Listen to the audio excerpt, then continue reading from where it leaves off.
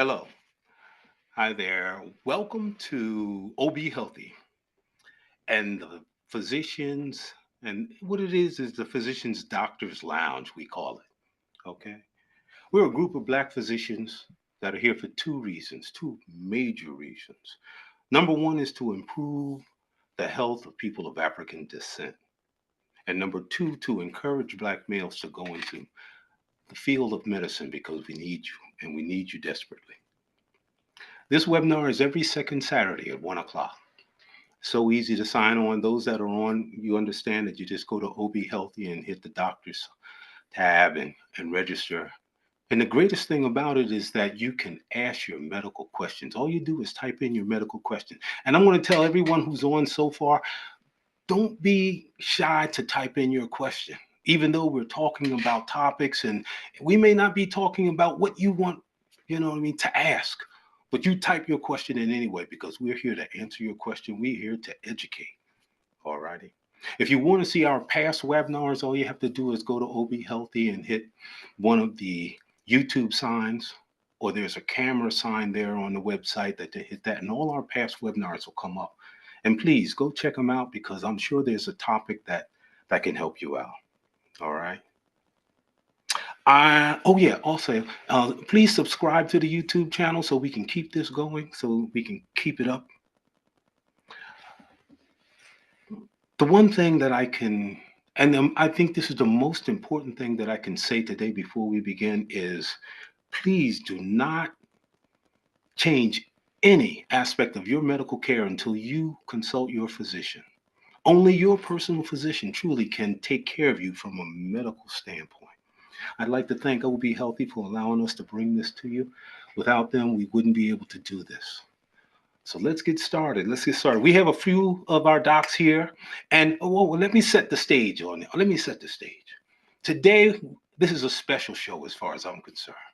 We have Brother Samson Davis, MD, with us. All righty. And I mean, he's Mr. Hollywood. So we're so fortunate to have him. He's one of the three docs. And if you're familiar with the three docs, it's three brothers in high school. They made a pact to say that they were going to become doctors, and they did. And the brothers are out there doing great things, foundations, talking to young people. All of this stuff is happening simply because they stuck to it and did what they said they were going to do. And I'm so proud of them. Okay. Number two, we have Mr. Derek Butts, and he'll be coming on the show later. And he's a prostate survivor and someone that's just going to give us an idea of his journey. He has a website out there that's helping so many people as far as prostate is concerned as well. Okay. So let me do this. Right now, we only have a few docs, and the docs will be joining. You know how they are. They come in, they're over the 2 hours. They come in as they come in. But we're going to start off with who's here. Dr. Sprock, please, can you introduce yourself? Yeah, I'm Kendall Sprott. I'm a retired pediatrician. I specialized in critical care pediatrics and general pediatrics. All righty. Dr. Kevin Clark, there you are. Hey, good afternoon, Dr. Kevin Clark. I'm a surgical oncologist. I work at Beth Israel. Excited for the show today. All righty. And I'm Dr. Omar Bey, pulmonary critical care and nutrition subspecialty. And I'm pleased to have and to be able to introduce Dr. Samson Davis, who is here with us. Sam, let me tell you something. You may not remember this, but back in the day when you were at Seton Hall, and I went to Seton Hall, I will let you know, I was on the board of the program that you went through Seton Hall under, and then from there went to Rutgers. So even back then, we were proud of you three. Just to let you know, Dr. Davis, come on, tell us about yourself, brother. Yeah, Dr. Bay, it's great to be here and join you and Dr. Sprott and Dr. Clark and all who's going to join us. And you know the story. I'm a board certified emergency medicine physician. I'm the doc, as they say, you don't want to see until you have to see me, right? So, but you know the story, the pathway. I think, although we're talking health, I think we will fail ourselves here if we don't talk about mentorship and brotherhood and fellowship. you know, you and Dr. Sprott, like you guys have always been two doctors that I looked up to. I know Dr. Clark as well, but I think, you know, we're in that same category of age. So, but I mean, I always looked up to you guys. You guys blazed the trail, and what is missed when we're talking about increasing the presence of Black and brown physicians is that we need that mentorship. We need that guidance. Having you come, and I remember the seminars, and this is Seton Hall University, guys, small school here in South Orange, New Jersey, where, you know, having you come and sort of just talk to us, I'm like, holy cow, like there's an enigma here. Like Black physicians exist, like it's real. And so having the power of that, I think, spoke volumes that it helped me and my two colleagues who made this promise to become doctors really pursue the path of thinking that it was possible, because the miscommunication or the misconception at the time that it wasn't possible, that this was something that was unlikely more than likely. And I really wish our youth wrap their arms around and understand, and not only taking care of your health, but making sure you take care of your education and your development, and so that we can all go on, because we need more Black and brown physicians and healthcare workers for sure. Excellent, excellent. That's a good way to put it. Miscommunication and misconception. I like that. Yeah, Absolutely. Yeah. Absolutely. That's all it is. It's not impossible. I mean, we are possible, and we are more than likely probable, you know, and success. It's just that we have to get on the same page. But it comes from us sharing in that fellowship. It comes from us passing that torch, I think, you know, onto our, I mean, we do what's important for our families directly, but it's being invested in our communities and making sure that we're part of it. And we're doing the work because we're here, but everybody's capable of doing it. I think that's the concept. You know, we all have our role in doing as much as possible, as little as that may seem to you, we can do it. Mm-hmm. Excellent, excellent. Dr. Cork, please, you just came in, you've just come in rather. Please introduce yourself. My name is Dr. James Ford. My specialty is internal medicine. I practice in East Orange, New Jersey. And I know that panelists very well. We go back a long ways. Yeah, a good to long see you, ways. Doctor. Good to see you, Doctor. I just had an emergency, but I'm okay now. All righty, excellent, excellent. Well, you know, the Yes, thing of it Alice. is that I don't want to talk about prostate disease. I want to talk about men's health today, but I'd like to start off with prostate disease, you know, because it's one of those diseases that is, um, it's overwhelming as far as Black males are concerned. And, you know, I know that Black males, we step back and we, number one, we don't really like to go to the doctor for some reason. Well, I shouldn't say that. I will be the first one to say that I think twice before I go to the doctor, but I do. And I want to give you an example. I was talking with a friend last night, and we'll start off with this. And he was telling me that a friend of his was on the phone with him and said that he had fallen out and he woke up on the floor. And the brother said, well, did you go to the emergency room? And he said, no. And he come to find out a week later, while he was at work, he fell out again, passed out at work, and they were not able to save the brother.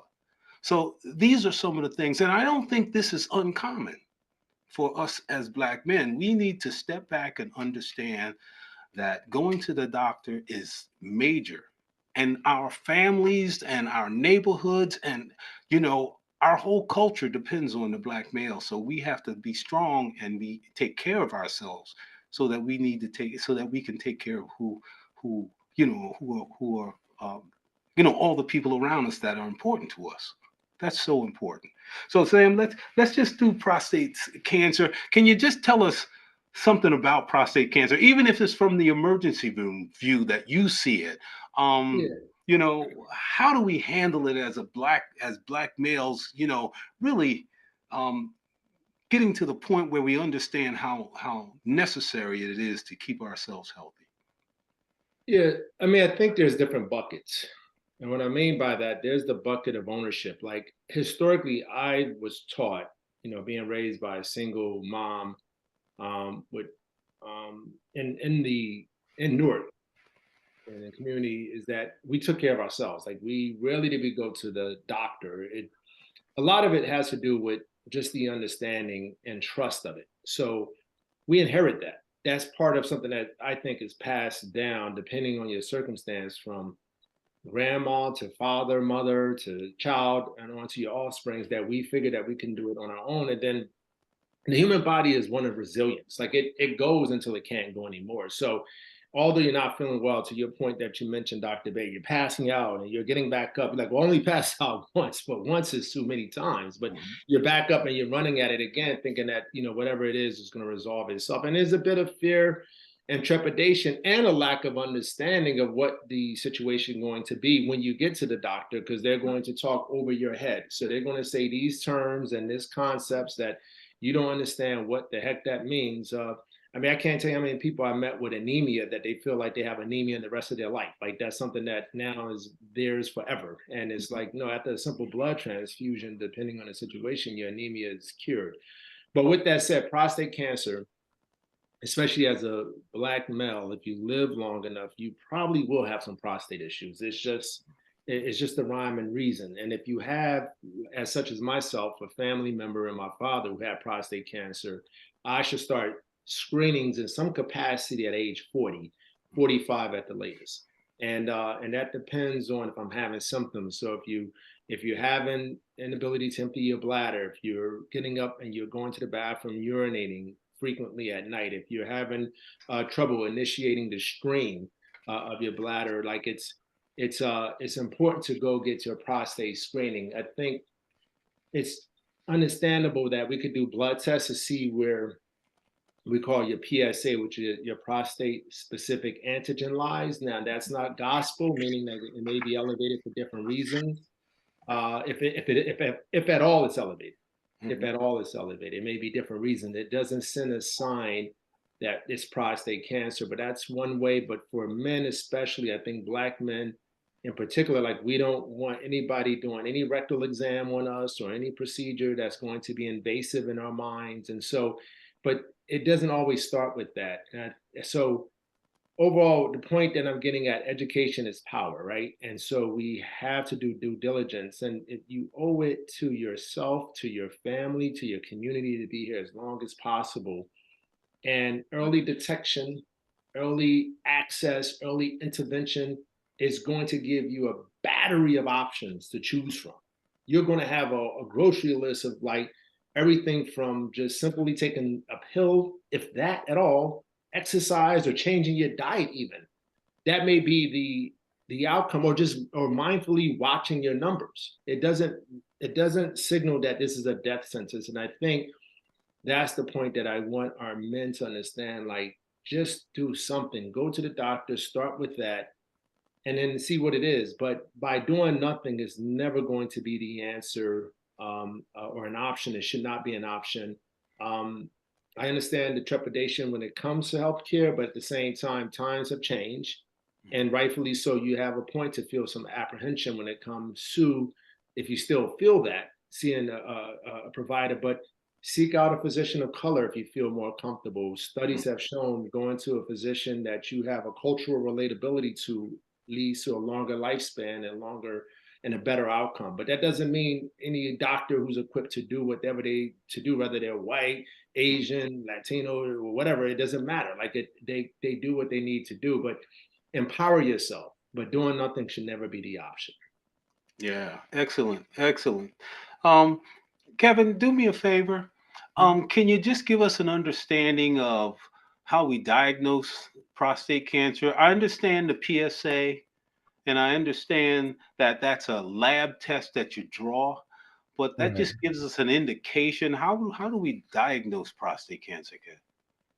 So the ultimate diagnosis is going to be if you a biopsy is going to be the ultimate determination, and that's going to depend on a couple of things. So when Dr. Sampson spoke about screening, just to go back, I think we base screening based on your risk. So we wouldn't necessarily screen somebody who is 30, but certainly as you get older, your risk for prostate cancer goes up.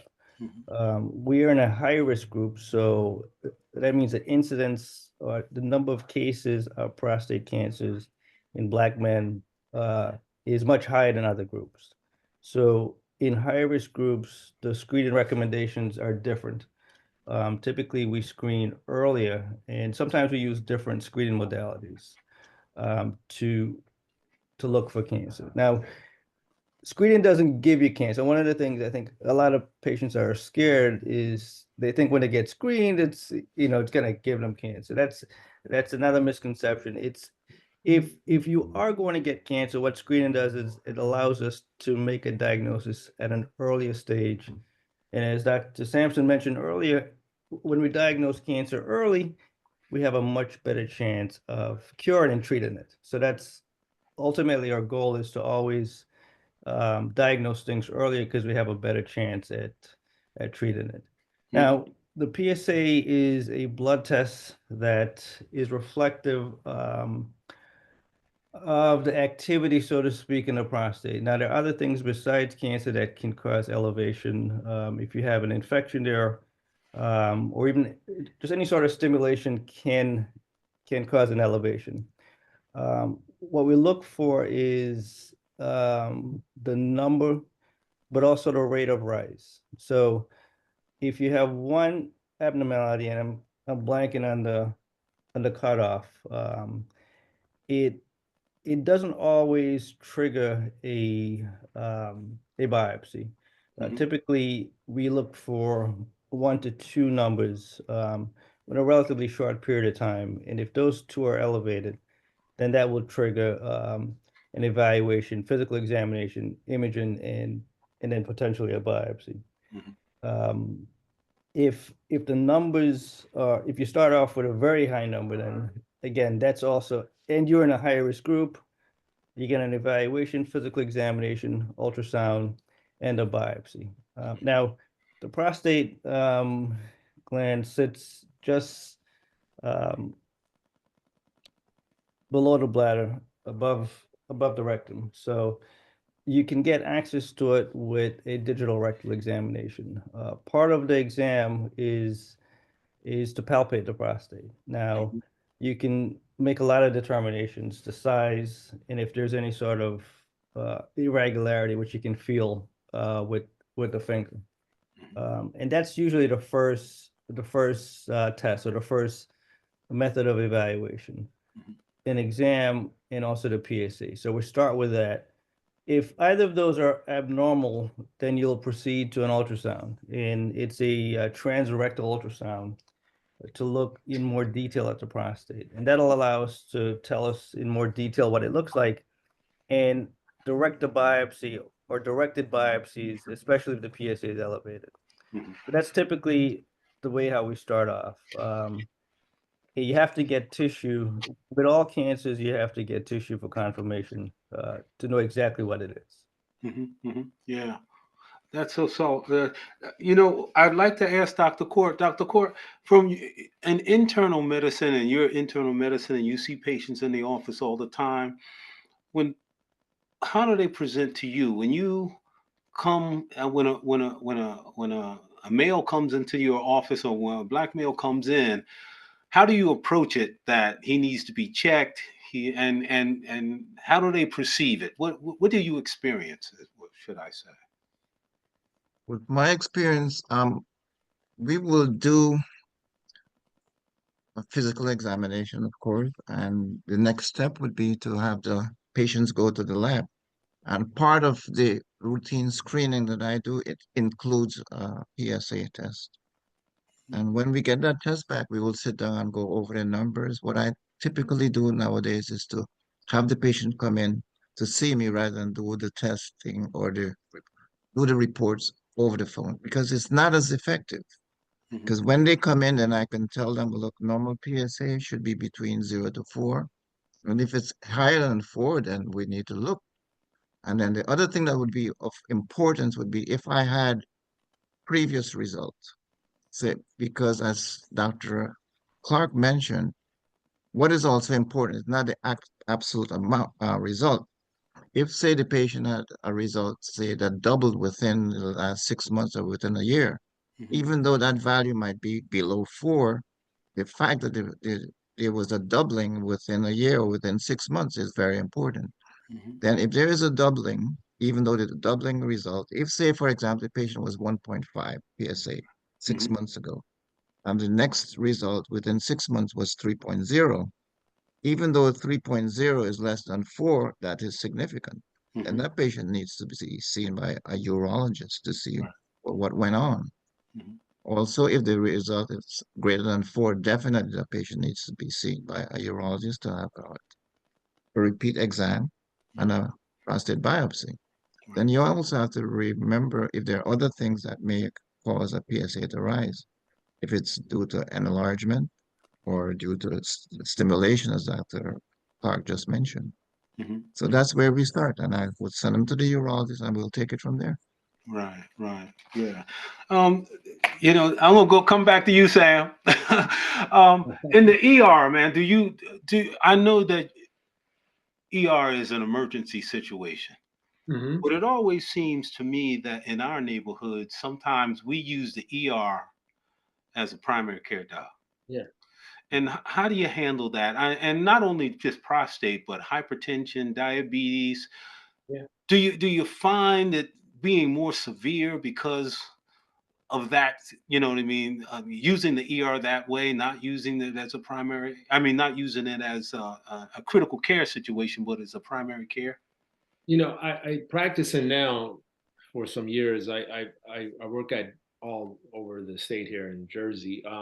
But I'm seeing everyone use the ER now as a resource. I mean, it's not only in our communities. It's really, I work Jersey Shore. I work in Paramus, obviously here in Newark and East Orange, and everyone is using it. I think part of it is because of the quick access.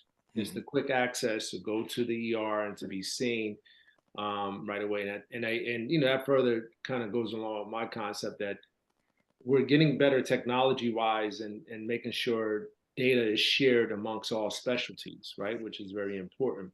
But I think we have to do better or continuously push ourselves to do better, I guess should be right, because we're trying here to make sure that our patients are understandably so motivated to be invested in their care, in the aspect of taking charge, to be a part of, like, you're my co-pilot. Like, we're not sitting here and you're a passenger on this ride at all. Like, I want you to be invested. So I see prostate issues. I see a lot of prostate enlargement.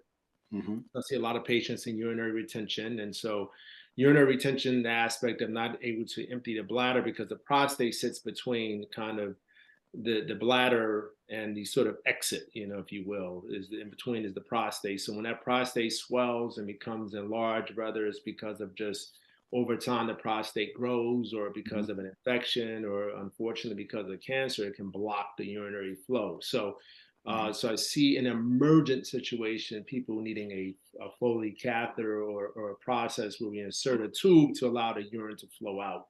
But I also see the spread of prostate cancer. I also see newly diagnosed cancer. And a lot of it goes along with what you mentioned too, Dr. Bay, is that it's not only prostate cancer, it all goes together. You have high blood pressure, you may have diabetes, you may have high cholesterol.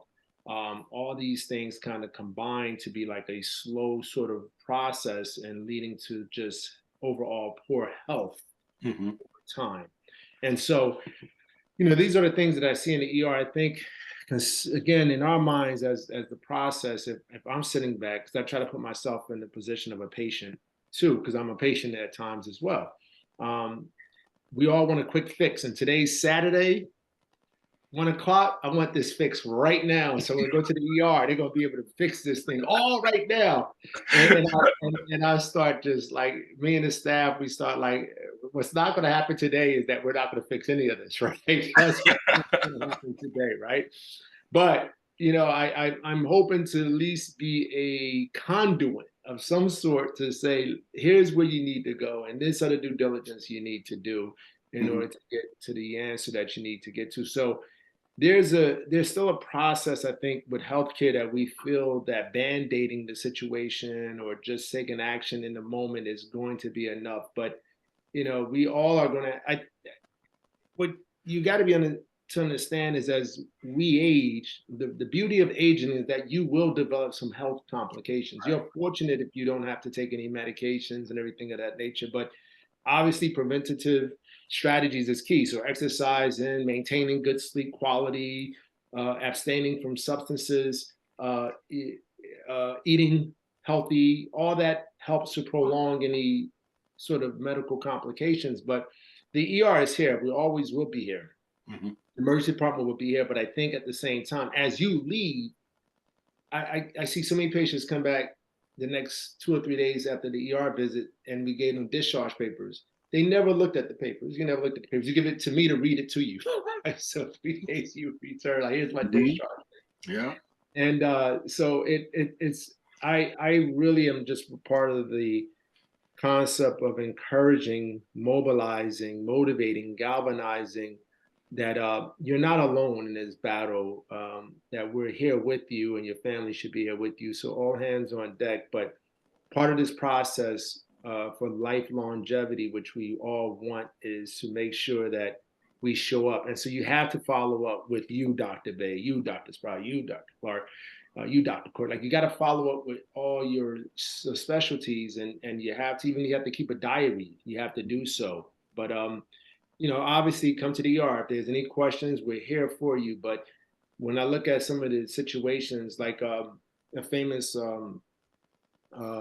music producer, rapper, Irv Gotti just died. He's 54 years old, just died. 54. It's a very young age.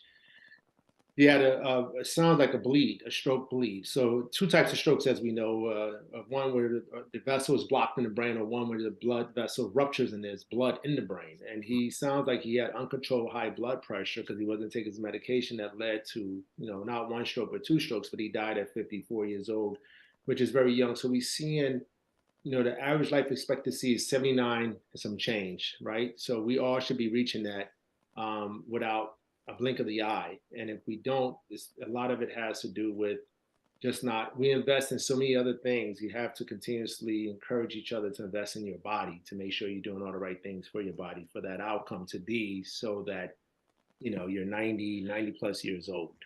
Mm-hmm. I hear you. Right. Dr. Court, your hands up. I have to. Because we're faced quite often with a patient who has passed out, and EMS is called.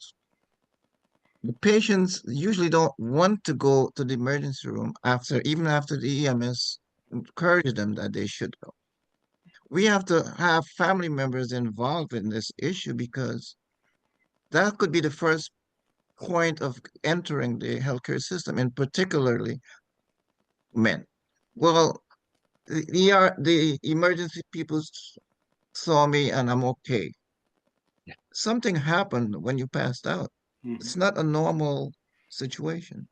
And the patient should absolutely be told they have to go, or they should go to the emergency department, because once you get into the healthcare system that way, and particularly the men, we can start the process and they can be seen and be referred to a primary care or to the emergency room that's attached to a hospital, and get into the healthcare system that way. Mm-hmm. But many times the patients say, "Oh, I'm all right. I don't need to go." We just have to encourage them, especially EMS people and the family members. Insist that they should have a checkup on that same day. Mm-hmm. Mm-hmm. Yeah, go ahead. Did you have something to say, Sam? Because I was going to. No, I just echoing, what Dr. Court is saying. I think even when your physical exam, look, going to the doctor is an inconvenience, right? It really is, because you have to work every day. You may have bills to pay, and 2 jobs, but schedule it around the end of the year or your birthday, something that you won't forget, because Mm-hmm. I think that's the challenge. Look, honest admission, I just went for my yearly, and I was surprised. It was actually a 2 yearly. It was 2 years ago that I went, right? And I know the stats and I know the numbers, but what happens is you get into your day-to-day routine, and no one has time to plan for any adverse health situations. Like, we don't plan for that. Mm-hmm. We're looking at other things, whether it's going to work and taking care of your household, paying your bills, whether it's planning a vacation that's coming up, or spring break, or whether it's your mother's, 90th birthday party, or, your whatever it may be. Like we all are, we all are busy. And I think, what I've come to learn from this aspect of practice in medicine, that you have to make time for it or it will make time for you. Right. Right. And so we have to be open to that. Again, I wanted to really echo what Dr. Kaur said, like, no one wants to go to the emergency department, absolutely. But if you have to go, it doesn't end there. It's once you leave there, then what's next? Do you go to see, when your child come to see me and I diagnose them with an ear infection or RSV, which is kind of like I call it the cousins of COVID, because I've seen so many people with RSV that were adults, because RSV is a childhood viral infection that it infects the lungs. But I saw so many adults during COVID with RSV. But when I see them, like, you have to follow up with your pediatrician. Like, so call Dr. Sprott, go follow up. But a lot of that sort of get kind of laid by the wayside. And I struggle with this, guys. I think, do we then change the paradigm? Do we make access to primary care or subspecialties a part of that? Once you leave the ER, like, we then kind of dovetail it in a more creative way than what we're doing. I don't know, are we doing something that needs to be done? And I'm not trying to put it back on us, but I'm just saying, like, I just see so many patients don't follow up. Mm-hmm. Mm-hmm. Yeah. Yeah. Dr. Sprott, I want to ask you, because I've never heard you, I've never seen you this quiet. Do you have anything to add to what we're talking about? Because, you're a wealth of knowledge. And I just think the audience, needs all of us to put in on this, because it's something that we have to keep driving home. This whole issue of the fear or the reason that folks don't go to the doctors is not easy, not complex, and I think that it stems from one's own personal experience in many respects. And Dr. Sampson talked about it, in that if his mother raised him and they didn't go to the doctors, then the issue is, well, they probably didn't need to go to the doctor, because if something happens and it's mild and you don't do anything, he indicated that the body is resilient and a lot of things go away. And the fact that they go away is a good thing. It doesn't necessarily mean that it's always going to be a good thing. And so, if you have an ache, you have a pain, you have something that is transient and it goes away, then in your mind, you think that the next thing that's going to come around, the same thing's going to happen. And it may, but it may not. And there's certain things that I think are key that are somewhat serious. And one is losing consciousness. Okay? If someone falls out, passes out and wakes up, your brain controls everything. And if the brain doesn't function, then you need to consider something serious is going on. And you need to be told that a workup was done and the workup was normal. And many people say, well, the fact that it turned out that it's normal means that I need to have it done, which isn't the case. It can be reassuring. I think that when something happens, there's a certain fear factor about it recurring again. And again, if you passed out, in general, it means that your brain didn't get something that it needed. And that could be it didn't get oxygen, it didn't get glucose. And if it didn't get oxygen, it might have been your blood pressure was too low, or something might have happened. But the brain just doesn't shut down. People that can get dehydrated can have a drop in their blood pressure and can faint. They can get dizzy and they can faint. But those are things that are very, very important, and you need to get it checked out. And that might mean doing something to check your heart to make sure that the heart's okay. And if you're older, it's something that will serve as a baseline. Remember when Dr. Court was talking about the PSA, this prostate specific antigen, it doubling, and it could be other things, but the fact that it went up, something caused it to go from that baseline to double. Now we know that antigen is produced by the prostate, but there can be other things that might cause the prostate. You can have an infection or an inflammation of the prostate. And what we haven't talked about is, what's the normal function of the prostate, Mhm. and what does it do? You know, and the prostate is Kevin talked about where it was, which is above the bladder, and actually it feeds into the bladder.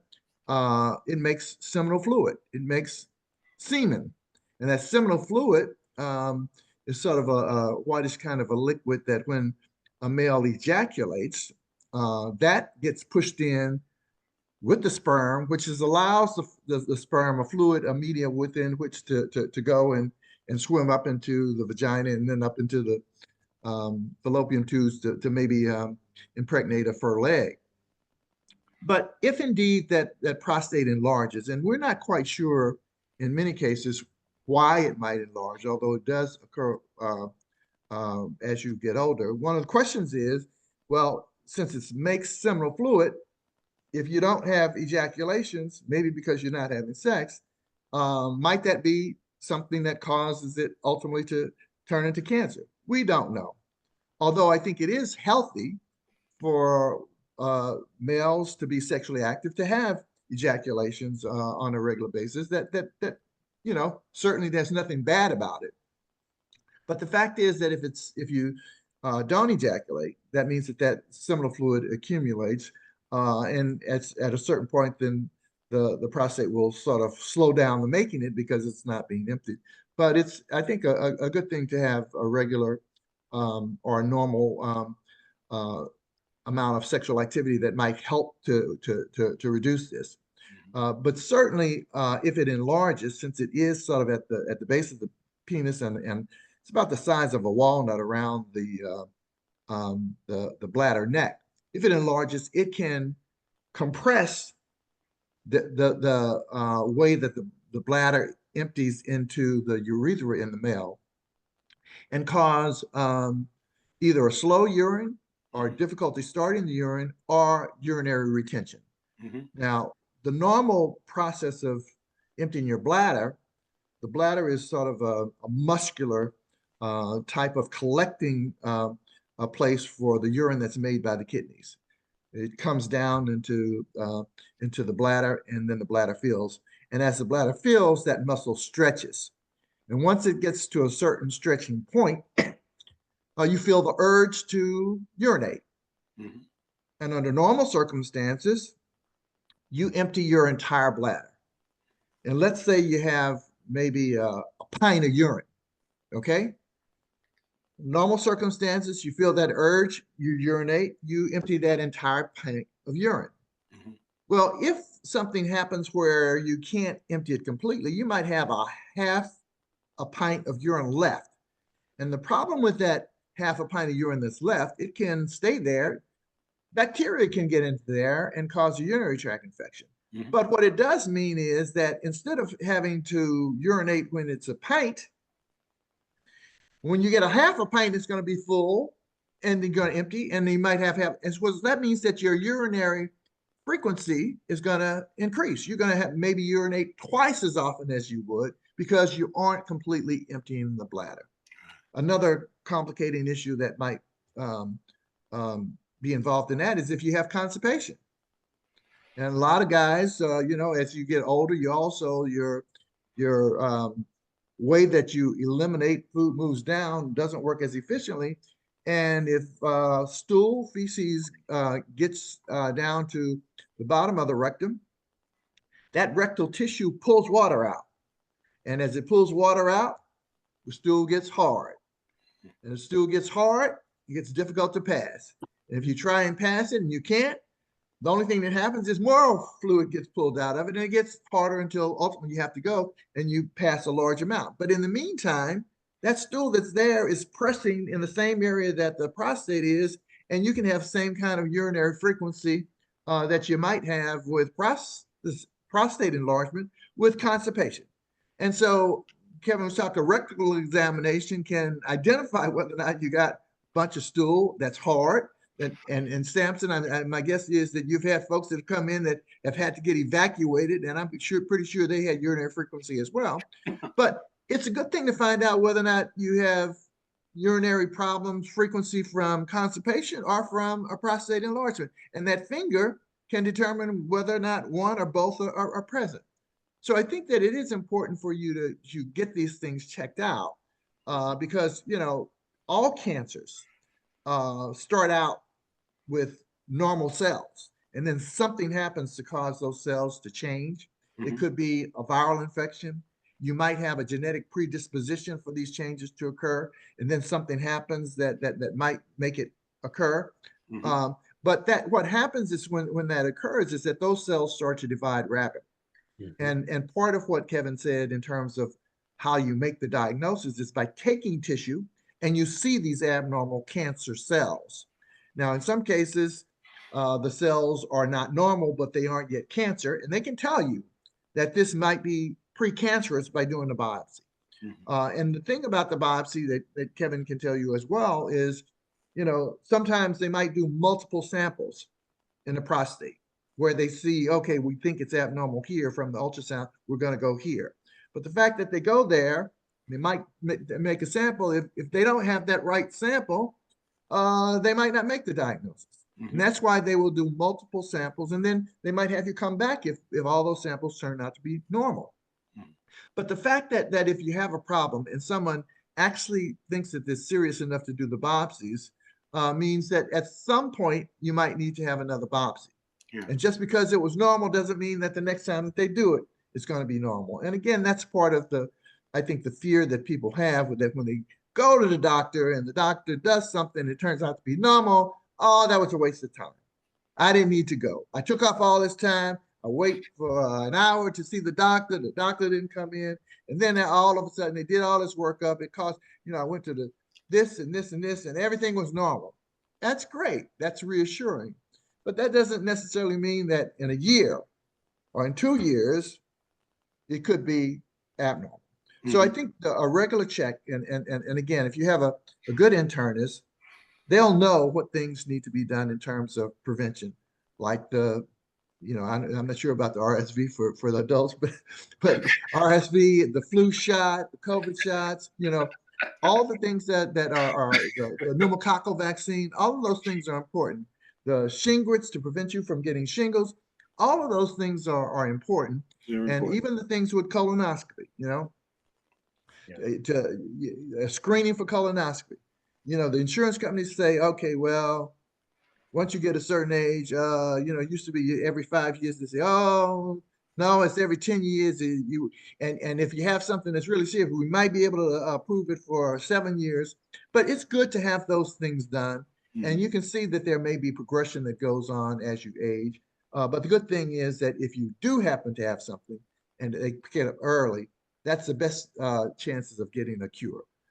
Kevin can tell you with many types of cancers, if the cancer's not in a location where it's going to show a symptom, they can get enlarged and they can spread. And sometimes when they spread, it's too late to get a cure. So, you know, it is important for you to get these annual examinations and for the doctor to do a good physical. In women, it's important that you get an examination of the pelvis to look for issues with the ovaries, because ovarian cancers can grow large and spread before it's known. Pancreatic cancer, again, they can get large and spread before it's known. And for those types of things, if they're not in an area where it's going to cause you to have a symptom or a problem that you can complain about, they can go by pretty fast. And that's why these blood works that might be done to look for specific types of things are important for you to get done, even if you don't really have a problem. Yeah, excellent, excellent. You know, I would just want to talk to the audience just for a minute. If you have a question, please do not hesitate putting your question in, because we're here to answer your questions. I know the topics and you're listening and it's all good, but we want to answer your questions as well. Dr. Sprout and Kevin, I should go over to Kevin. Colon and colonoscopy. That's another thing that I think we should cover. And you know, the possibilities of, you know, blood in the stool or just having a difficult time, you know, evacuating your stool. You know, just doing that colonoscopy is another thing that I think Black men kind of hold off on as well.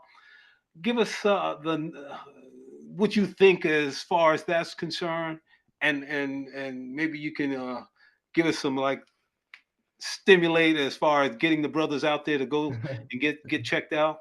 Give me your thoughts on that.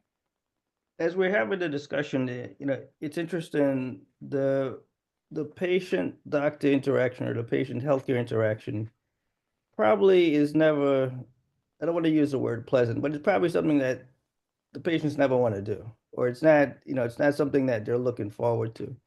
And whether or not it's in the emergency room, it's because there's something acute going on.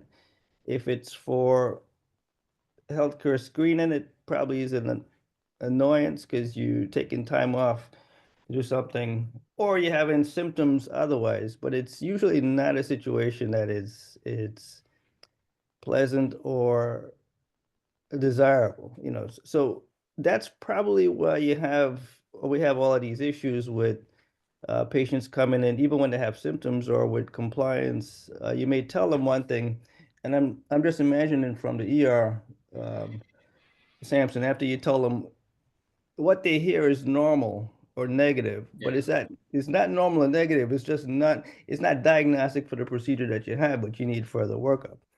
And I'm sure that's a lot of what goes on. If a patient comes in that's anemic, you may or may not necessarily have symptoms. So if you lose blood, and you can lose blood in the body through several routes, when we're talking about colon cancer and colonoscopy, it's blood that's lost in the intestinal tract. And patients may have no symptoms, which is the most common, or they may have a variety of symptoms. You could be tired or fatigued, which is typically what happens when you lose blood. And the term that we use for that, just so that we don't talk over the audience, is anemia. So when your blood count is low after you've lost blood, the term for that is anemia.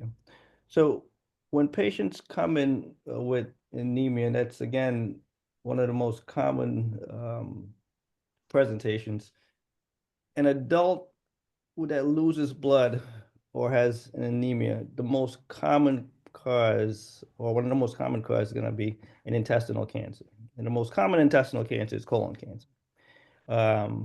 In women, you have to be concerned about uterine cancer, but certainly in an adult male, that's one of the more common things that you have to look into. Now, similar to prostate, what we're seeing is an overrepresentation of young Black, especially males, with an aggressive colon cancer. We've seen in the news, I'm blanking on the guy's name, the Black Panther, what's his name? Blanking on his name. Anyway, but he actually got diagnosed with aggressive colon cancer, and he's young. He's less than 50. So Oh, yeah. That's 45. Chadwick Boseman. Chadwick Boseman, right? As we Oh, spoke you're talking about the movie star. Yeah, I I thought thought you were Huey P. Newton or somebody I was like that. same from my thing. day. You said Black Panthers. I was like thinking Oh, years you're thinking ago. So as we were talking about before, the population we screening is designed to pick up cancer, hopefully at an early stage so that we could intervene. And early intervention, as we've repeatedly said, is always better. What we do is we try to target the populations that are at highest risk. And again, this is another group where we fit right in. So young Blacks, males. And again, we spoke about breast cancer last week, but again, that's another high risk group. So we seem to be in a lot of high risk groups for the development of cancer, which colon, similar to prostate, is one of those areas. Now, the recommendations for screening, well, if you're anemic, you should get an evaluation. And that evaluation should both certainly be a colonoscopy, but that may also entail taking the camera and taking a look also in your stomach, because you can also have a gastric cancer. As far as screening is concerned, the age, it used to be we screen everybody at 50. 50 was kind of the inflection point for everything, right? All hell broke loose when you turned 50. You got your mammogram, you got your colonoscopy, you got everything. But that's kind of changed. That's shifted. Certainly, for prostate for sure, for colon for sure. So it probably is 45 and even 40 is the age now that we're looking to start that screening. And if you have a strong family history, that age may even be earlier than that. Um, the I don't have any magic suggestions to try to get people in earlier. The colonoscopy, similar to the prostate exam, is definitely something nobody's looking forward to.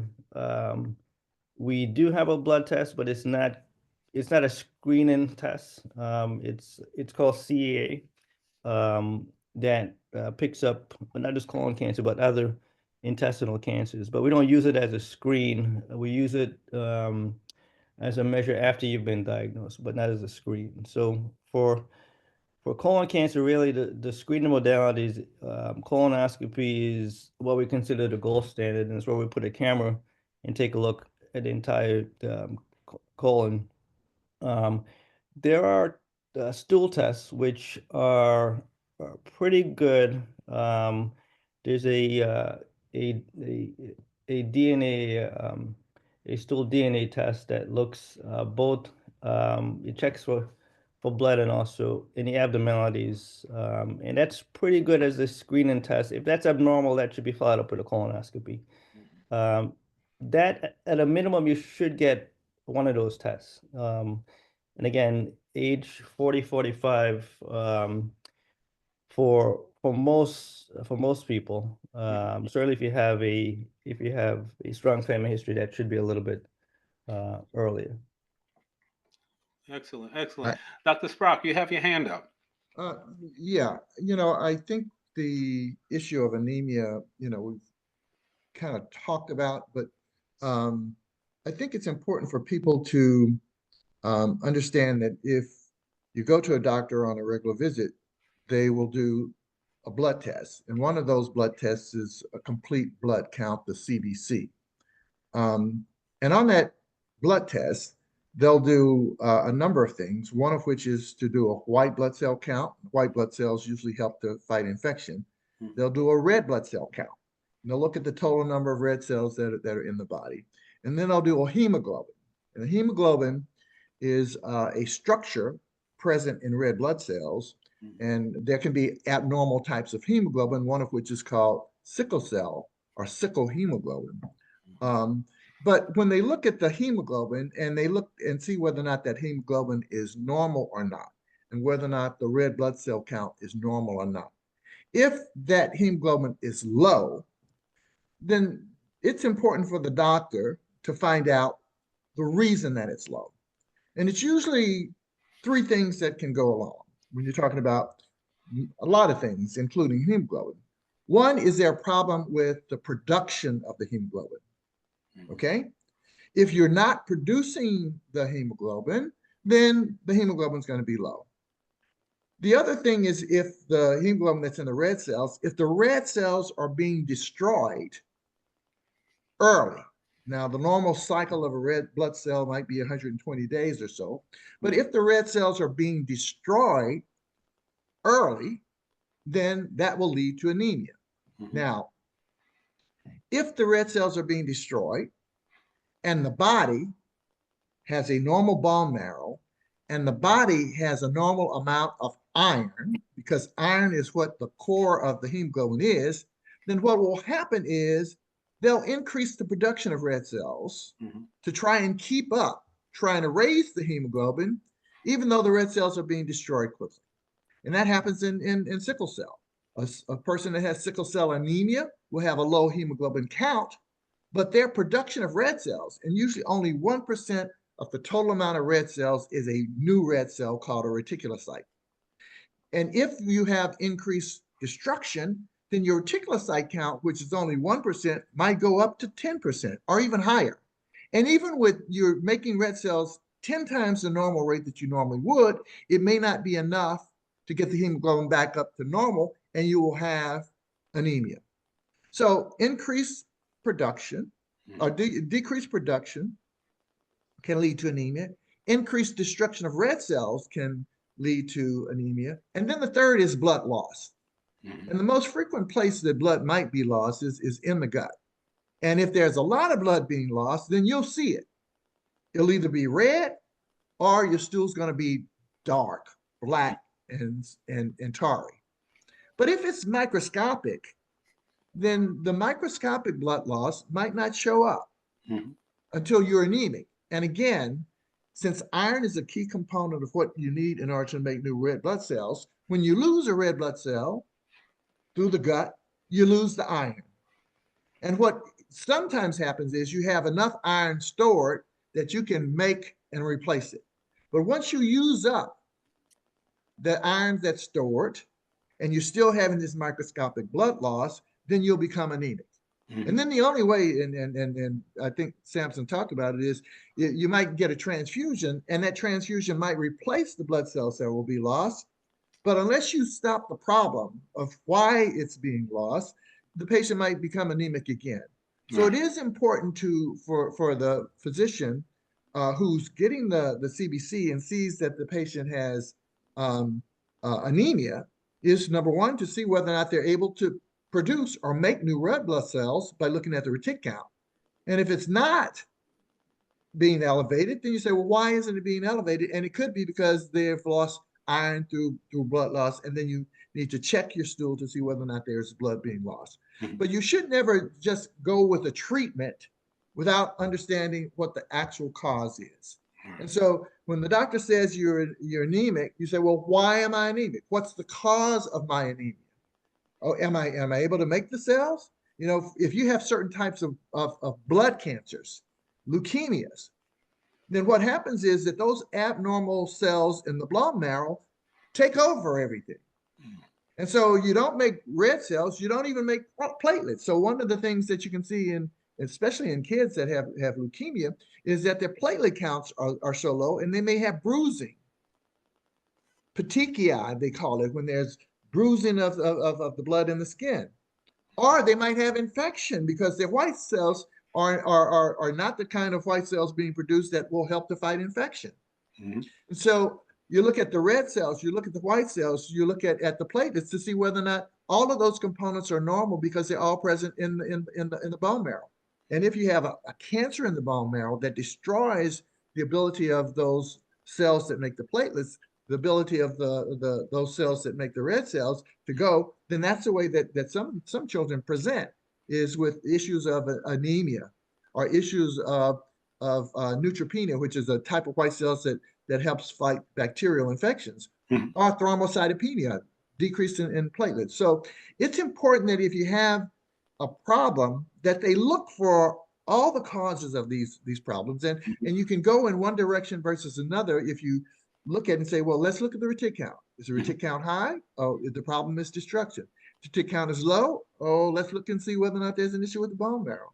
Or let's see if there's an issue with blood loss. So it is important for you to have that conversation and not just say, oh, I'm going to take some iron pills, or oh, I'm going to get a transfusion. You need to understand what the reason is that got you to be anemic, and then you can deal with what the treatment is. Excellent, excellent. Dr. Court, your hand's up. Let's get that, and then we're going to go to our break. Maybe Dr. Sprout or Dr. Clark may be able to answer my question. I went to have my routine blood drawn a couple of months ago, and I had to sign a waiver from LabCorp that says I want to have a CEA and a CA 19-9, and I had to pay extra for that. Do you know why it is that LabCorp restricts us from doing that test as a screening? Well, they're not screening Kevin tests. can get to it, but I can tell you this, okay? But I wanted it done. No. Part of the age, you want to know What I'm saying is that there, any kind of blood test, whenever you go to a physician or whatever, the physician has to order it. I can tell you there are situations where I'll say a patient gets admitted to the hospital, and there are a lot of specialists that are there, and they don't even know who the admitting doctor is and everything else. But if a test, it has to be done, a physician has to order that test. Now, sometimes they'll order the test. They don't ask your permission. Now, in general, it's not an issue. But in many cases, CA 19-9 and listen, I know you're I'm not just screening going to say, tests. Dr. Court, But in many cases, the physician wants to do something or may want to do something, but the question is whether or not the insurance company approves of it. Now, there are certain situations, and again, lots of folks do lots of things that are not necessarily right. But a lot of folks are out there preying on senior citizens, asking them to get certain kinds of genetic testing for cancer or things like that being done when it's not approved. And they're going to get the payment for it, or their friends at the lab are going to get the payment for it, and you may not even know about it, or so you need to be careful about certain types of things. But the physician, all of your patients only get blood work done if you order it. And so if you want to have something done, then usually the physician will say your insurance covers it or it doesn't cover it. And if it doesn't cover it, if you want it, you have to pay for it. But even under those circumstances, it's something that they have to order, because when you go to the lab to have it done, LabCorp or whatever, they're going to say, where's the order and who's going to pay for it? What I wanted to know if there's any GI issues with the CEA or pancreatic cancer with the CA99. And LabCorp says, no, you have to sign this paper that if Medicare doesn't pay, you have to pay for it yourself. And they sent me the bill a couple months later. Well, I had to pay $261 for these two tests to be done. there are two issues there. I think one, there's the financial aspect of it, and then there's actual medicine and science behind it. So I think when we look at screening tests, that test has to have the ability to make a diagnosis when the disease is present, and not point to or be normal in cases where the disease also is there. So the CA is not what we say is not a good screen. There are a lot of colon cancers and a lot of GI cancers where it's normal. So its sensitivity is not, it's not at the point where we can use it to exclusively say if it's normal that you don't have cancer. We do use it in cases where we have diagnosed a cancer. It does help us because the level tells us sometimes it correlates with the volume of disease. But as a screen to see if there's cancer present or not, it's not very good.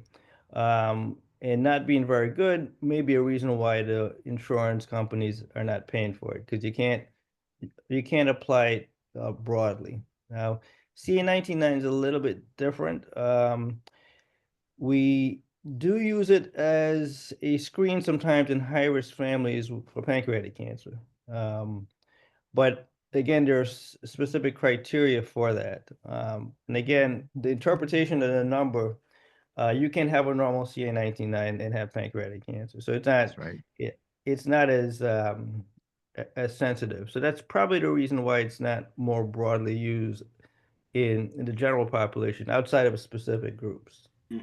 Excellent. Omar, I'm going. Yeah, go ahead. This is something that, when I was in training, one of my mentors basically said, don't do a test unless you're going to do something based upon the result of the test. And in essence, what he's saying is that there needs to be indication for you're doing a test. You just can't approach things in a shotgun manner.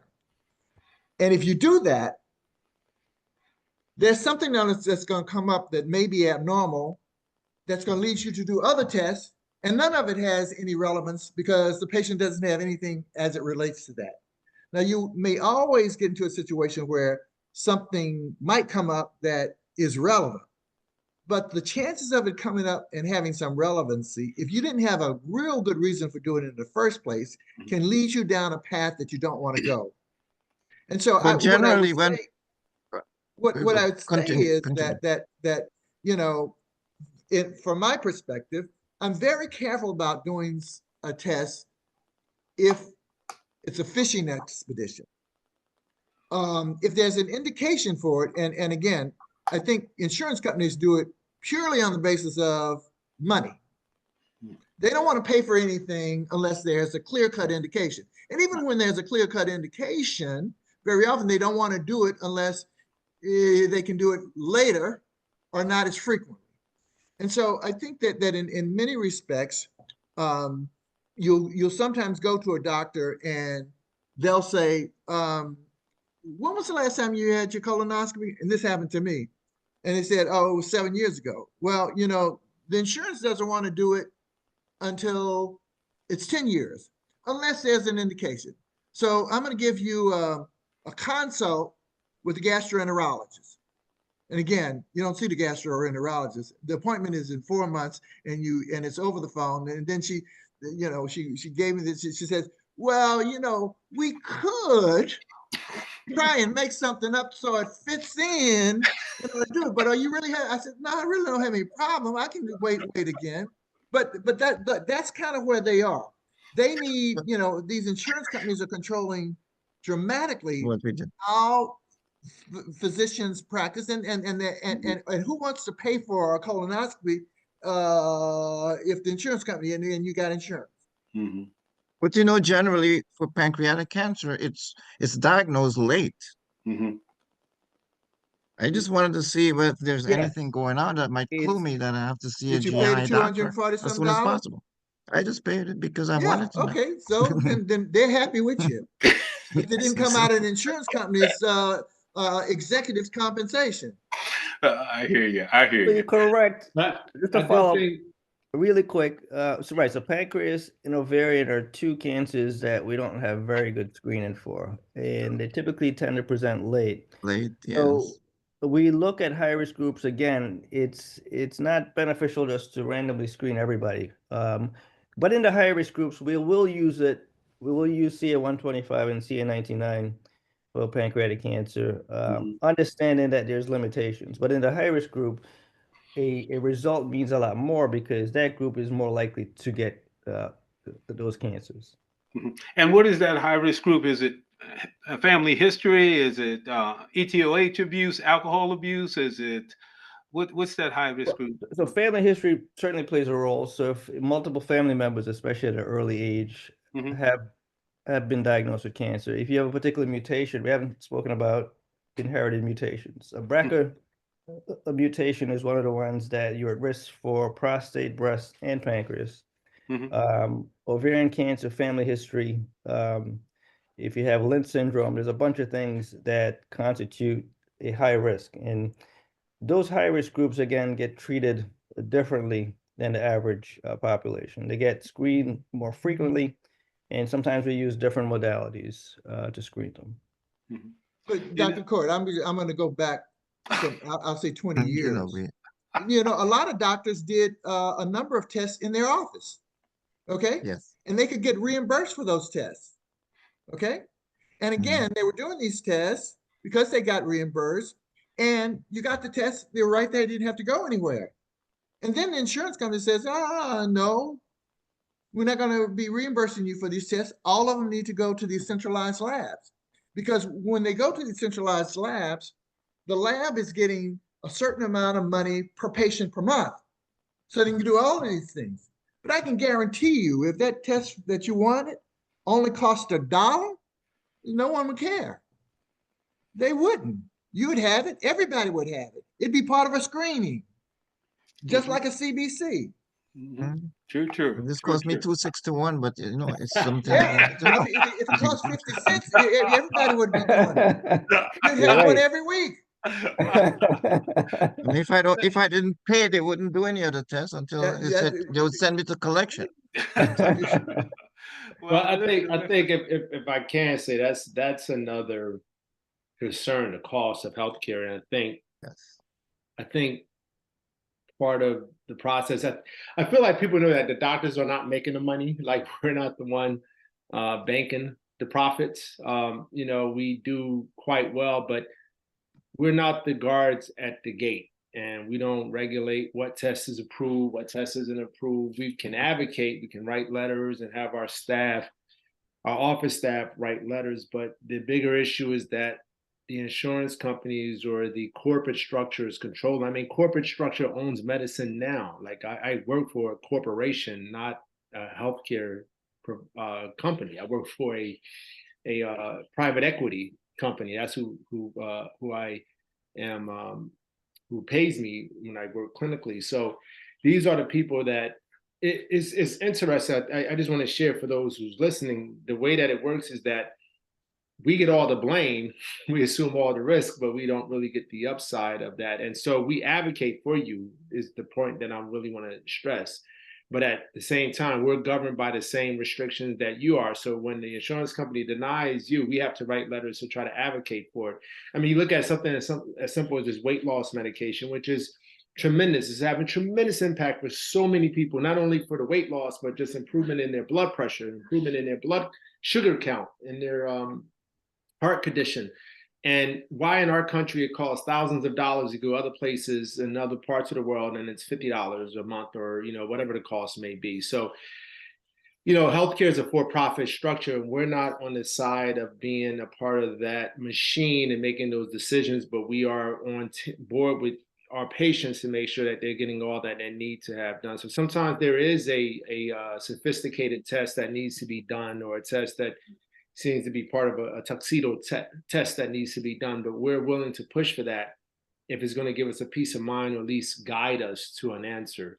But the restrictions that the companies put on some of the things that are allowed or not allowed is really, we're on the same page as all our patients to make sure that those tests are done when they're needed to be done, as often as they need to be done. As the point that I think Dr. Sprott mentioned earlier is that you may not have a diagnosis of prostate issue today, but a year from now, it may have blossomed and now it's there.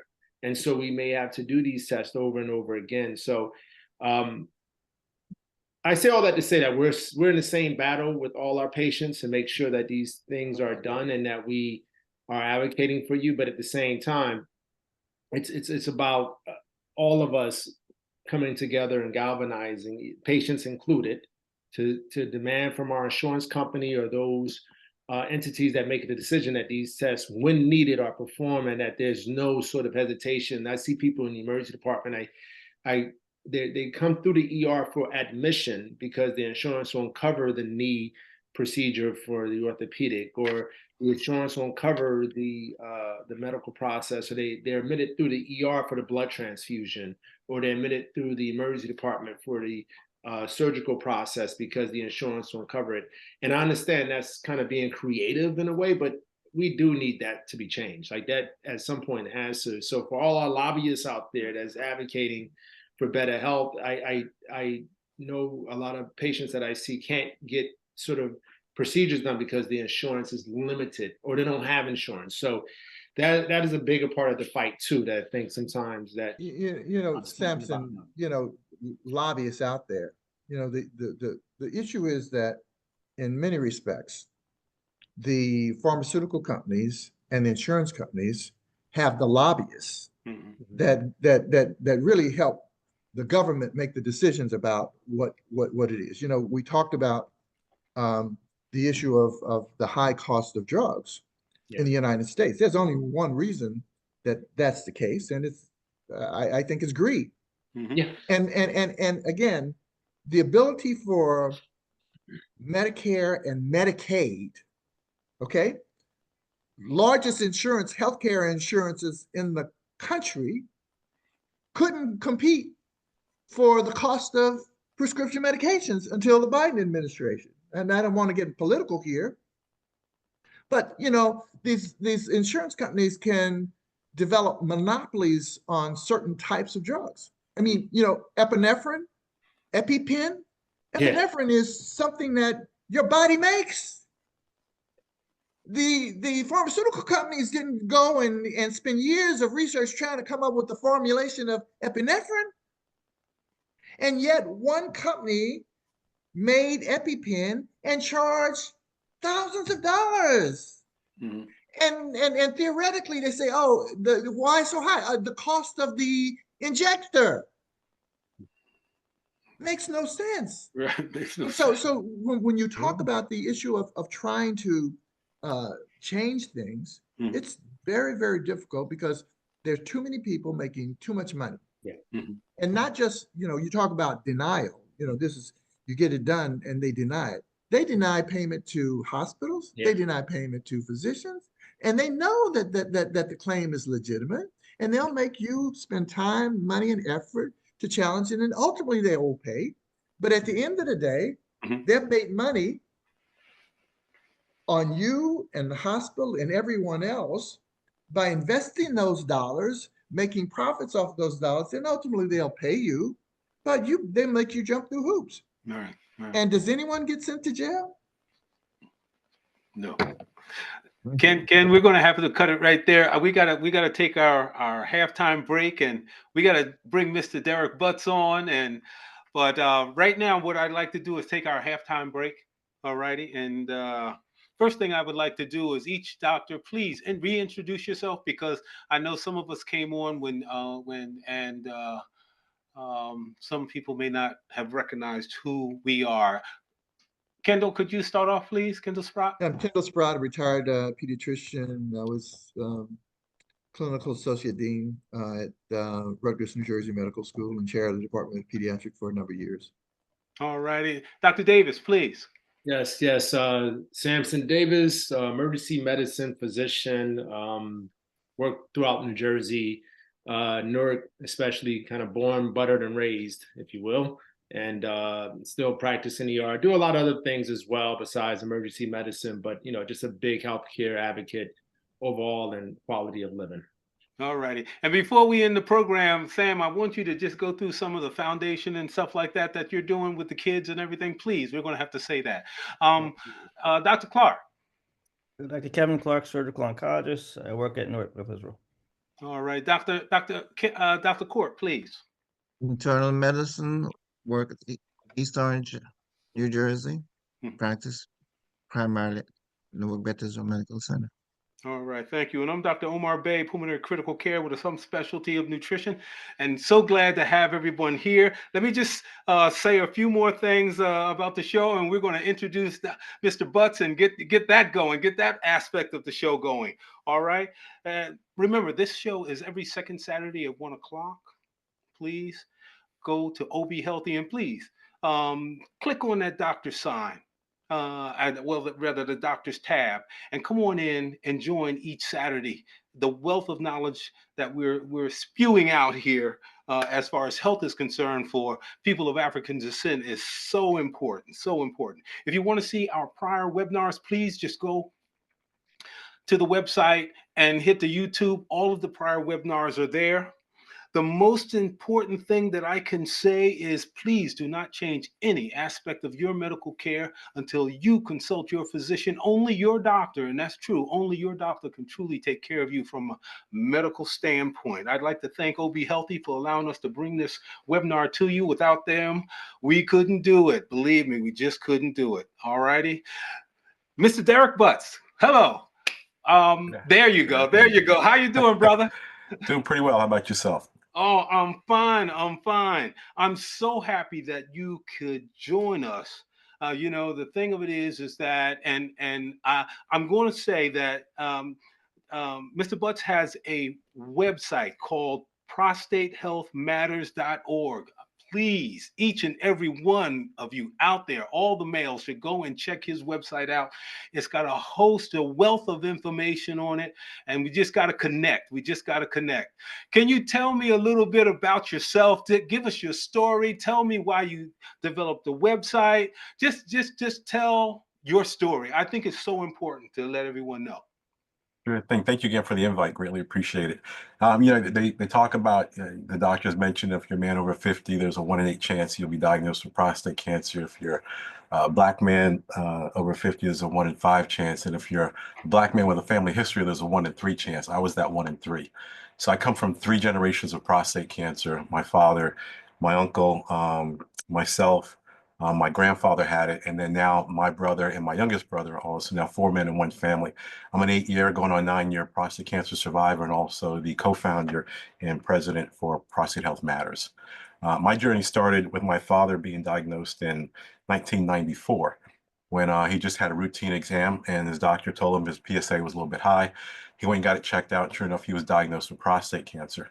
And so it was at that point my father asked me to be more vigilant and better understand my numbers. In 2001, my physician, a Black physician, he actually was more of an advocate. His Dr. Davis, you got to advocate for yourself. But he actually advocated, with the family history that you have, you really need to be more proactive and let's start screening you now. And I was only 38. So he really wanted me to be on top of it because of the family history. And it wasn't until 15 years later I was diagnosed with prostate cancer.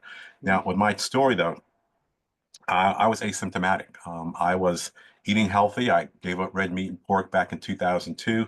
I was doing over 100 miles a week on my bike. I was teaching 3 martial arts classes a week, and I was pretty fit. The only thing that I knew is that my PSA numbers was rising, and that was the elevation when it really went from 3.32 to 4.32 within 1 year. I got a first opinion, I got a second opinion, referred to a third opinion, and in that time frame, I decided when I was diagnosed, because it was just a matter of if, it wasn't a matter of if, it was just a matter of when, that I was going to go ahead and have it removed. And when I had that notice, I mentioned my 4.32. When I actually had my prostate removed 7 months after my initial diagnosis, it was about a 7.68. So it became a hockey stick as far as my PSA rise, and my cancer was aggressive. And my Gleason score was a 4+3 as opposed to 3+4. So it was an aggressive form of cancer, but it's one of those things. I've been cancer-free, knock on wood, for the past going on 9 years, living a healthy lifestyle. And part of the journey in doing that, my father, he wrote a book. I started writing a book. And he told me this morning of my exam when I was going to have my prostate removed. I said, well, Dad, I'll write the second half of the book. And what he did is really chronicalized his journey of what he went through with his prostate cancer. And I thought this was fascinating because when I looked at and doing searches, there was not any books written by a Black man on their prostate cancer journey who wasn't a medical physician. So we decided to write a book that didn't have a lot of medical jargon. It was just plain talk, just as we're having a conversation, sitting on the couch or at a bar and something. And we really wanted to make it short. We wanted to answer or address those questions that men had, but we also wanted to let them know if you should be diagnosed with prostate cancer, there's life after prostate cancer. Excellent. That was a quick in a hurry, but that was excellent. I'm just so happy that you had come on. The thing of it is that um, with that history and everything, Mhm. tell us more about your website and some of the things it offers that people can go in and check out. Sure. So the website came about. Actually, I was at a book fair in DC back in 2020, and the book is Prostate Cancer Family Affair that my father wrote between our generational prostate cancer. And I was approached by a gentleman that said, "Have you ever thought about starting a nonprofit um, on prostate health in the DC area?" And I said, I didn't know that none didn't exist. And sure enough, I researched it, none didn't exist. And I also found out there was disparities as far as the prostate cancer treatment entities not connecting with the underserved or African American community. And we wanted to make sure that there was a connection between the community understanding what prostate cancer treatment entities existed, what services they offered, but also in the reverse, knowing what the questions that the community had that the entities could address. And we decided to form a nonprofit at that point. When we first started was Prostate Cancer Awareness Alliance, DMV. We've since moved out of the DMV. We're now in the New York, New Jersey area. We're also being asked to expand to North Carolina, Houston, and also Atlanta. Mhm. Because the model that we have is unique. Nobody has really focused on that. So we started working with Georgetown. We started working with University of Maryland, Howard University Cancer Center, NIH, and we started working with their specific programs of how to connect underserved communities. And since our inception in 2020, when we began this organization, we've actually connected with over 3,850 men. We've actually supported 385 prostate cancer screenings. So every time we have an in-person event, we recommend that the entity that we're hosting or co-hosting with, they have prostate cancer screening facilities at the event. And this is one of the requirements because we want to make sure there's no barriers to a man not being tested. We want to make sure that insurance is not an issue. And this is important because a lot of times the men will say the machismo attitude is, I'm okay. It's going to be all right. When the doctor asks them a question, how are you? They don't give them a full answer. They just try to bear through it. And there's like with my case, as I mentioned, I was asymptomatic. So there were no symptoms. There was no pain. There was no frequent urination. It was just a spike in my numbers. And by helping men understand with our nonprofit that we want you to know, we want you to have what you call prostate health resilience mindset. We want you to understand your prostate numbers, your cholesterol numbers, your diabetes numbers, all your numbers, but you need to know what they are. Just like you have a speedometer on your car to tell you how fast you're going, you need to get those tests to understand what the velocity may be of anything that may be taking place inside your body, because you can't see it. And what we want to do is help men understand what that is before they start to feel it, because usually when they're starting to feel it, it's too late as far as your options when it comes to treatment. And we've connected it quite a few. So between churches, fraternities, sororities, the Divine Nine, in the New York area, we're connected with Mount Sinai Hospital. In New Jersey, we're connected with Hackensack Meridian Health. We're actually being asked now to work with Emory and an Atlanta area, so we're making contacts there. We're also looking at some Houston facilities, but they all have the same problem: is how do we get the prostate cancer treatment entities to connect with the underserved or under disparate communities within the community? And that's something that we've really seen across the board. So when we started during COVID, everything was all in Zoom. So we had a lot of people, although we were in the DC area, we had a lot of people from the New York area, California, Chicago, Atlanta, Texas, asking, we like what you guys are doing. Can you bring that model here? We're a small nonprofit. We did change our name because of the expansion outside the DMV area. And now we're called Prostate Health Matters, because it is a matter. We want you to understand that your prostate health resilience is something you need to take into your own account. You need to advocate for yourself. You need to be able to ask those questions, but also understand if you should be diagnosed, what are the treatments available in your area? We actually mentor anywhere between 3 to 4 men a week, between all the different members that we have in our organization. And we also get doctors to come on and talk about specific treatments that may have, or new technologies like nerve-sparing techniques or other things that are going to help men of interest, because men are asking these questions. And the other thing we try to do is stimulate the interactive dialogue, because we as men don't talk. When it comes to cancer, people want to clam up. But what we found by asking 1 or 2 questions, we can get 50 men, 80 men to start talking and sharing their journey and their story, what they've been feeling, because it's important to have that interaction and that discussion so they can understand what they may be going through, or you can go and check yourself. We also have the pleasure of having several men come back to us to say, the seminar that you give or the incidents and event that we attended, I went and got my prostate checked and I was diagnosed with cancer. And because of that, and because of your words, you helped us be more proactive now so we can still live a quality life today. Excellent, excellent. Yeah, so I'm so glad you're here. I just got to introduce one of our docs that came on, Dr. Salam. Please introduce yourself. What an absolute pleasure and a joy to jump on this webinar and to actually hear a brother who stands among the noble, true, and courageous men of the greatest fraternity ever established in the history of mankind, Alpha Phi Alpha Fraternity Incorporated. So, Brother Butts, it's a delight and a pleasure. And added to that is I get to be in the same room with the son of Brick City, Newark, New Jersey, Dr. Sampson Davis, who preceded me, who graduated a year ahead of me from Robert Wood Johnson Medical School. So we're some young brothers from Brick City, Newark, New Jersey, and like that sage of wisdom and hip hop, Notorious B.I.G. said, brothers who went from ashy to classy, and who are really reaching out into the community and really trying to share some wisdom. So let me apologize. I've not been on the webinar in quite some time. I'm from the city of brotherly love and sisterly affection, more commonly known as Philadelphia. I'm a board certified child and adolescent psychiatrist. I feel I've been derelict in my duty in joining the webinar, but I couldn't pass up on this opportunity today. So I love to be with my brothers, although not as frequently as I'd like. I had to make rounds today, but this is truly an important discussion, and I'm glad to be a part of it. Brother, we're so happy to have you, man. Coming from a psychological aspect, and I now that I have you, and because you haven't been on here in a while, I'm going to have to ask you a couple questions. You know that. Yes, sir. Yes, sir. Listen, brother, psychologically, where are we as Black people, or more specifically Black men, from a psych point of view, man? I know there are many things that we as Black men have to hold up and worry about, that others, I should say, may not have to worry about.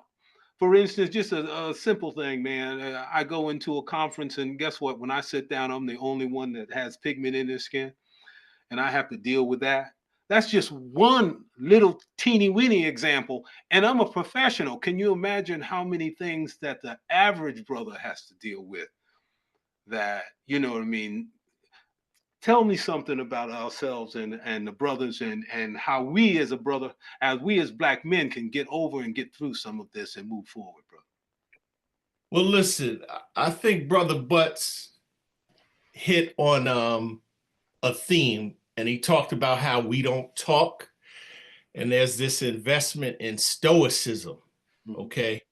However, stress, whether it be from microaggressions, whether it be from the way people perceive you, whether it be from the anxiety and worry that we harbor about how others, based on others' impression of us entering in that room, that all affects us. That all creates an unhealthy microenvironment for our DNA. And we're talking about prostate cancer today. A simple definition of cancer, a simplified definition of cancer, and I better be careful because I know we have at least one cancer surgeon on here, but you know, it often involves a mistake in DNA that causes runaway cell growth. And it depends on, you know, what cells are affected. But if you create an unhealthy microenvironment at the cellular level, it can increase your risk for these insults. So a few things. We're human beings, okay? Yes, we're cloaked in melanin-laden skin. We're human beings. And so we suffer the same vulnerabilities, the same shortcomings as other human beings. I think people project a lot of things on us, and you know, they tend to view us in an unfair light. They tend to judge the book by its cover. They tend to make assumptions to fill in an incomplete data set. And they may think of us a little differently once they realize we can conjugate verbs and we've read a few books and we might have an income. But you have to talk before, you know, before those more positive impressions have been made, okay? So those kind of things could affect us. So one of the keys is we can't hold on to all this stuff. We can't overinvest in stoicism. We have to have communities like this one, like our fraternity, like our sorority, like Brother Samson Davis. He was part of the Three Doctors Foundation, and they did something incredibly unique. These brothers established a pact where they leaned on each other to get through. So you must find community. The John Henryism will kill you, and it will kill you quickly at an early age. So it's critically important to find community.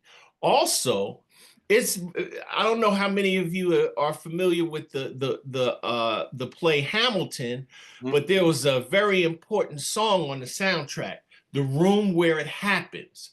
Okay, so if you happen to be the only one or one of a single digit number of people, it's critically important to have representatives in the room where it happens. So you are better off, and the community is much better off when one of us is in the room. And the beauty of it is, you know, many of us are fathers, some of us are grandfathers, and we have prepared our children. We've done our best to prepare our children and grandchildren to be in those rooms where we have representation. Okay. Also, you just dropped this question on me, Omar, after a very eventful 2 weeks, 2 to 3 weeks. Some of the most eventful 2 to 3 weeks for Black folks, you know, in recent memory. Okay. But we have to step back and we have to realize where we end up in life is really not a function of who occupies the White House. It's really not. Also, think of our existence throughout the diaspora, particularly in this country. We've endured a lot worse. The difference now is we all have these devices. I have 2 of them, and you can't escape. But guess what? You could set that thing on. You could turn it off. You could use the do not disturb button. You know, there's a dose-dependent phenomenon of this news. You could be overwhelmed with an unstoppable tide of this bad news, right? But you have to manage that. We need a lower dose of that, right? And I don't think the world is inherently more evil and wicked than it's been throughout the history of man. It's just we have unfettered access to all that evil and wickedness, and it's as if, you know, it never existed before. Men have done bad things to men and populations of men throughout history. That's not a new thing, okay? But again, it's a matter of finding community, sharing our vulnerabilities within that community. I'm not asking you to go public with all this. And life is something that's much better done with relationships than done alone.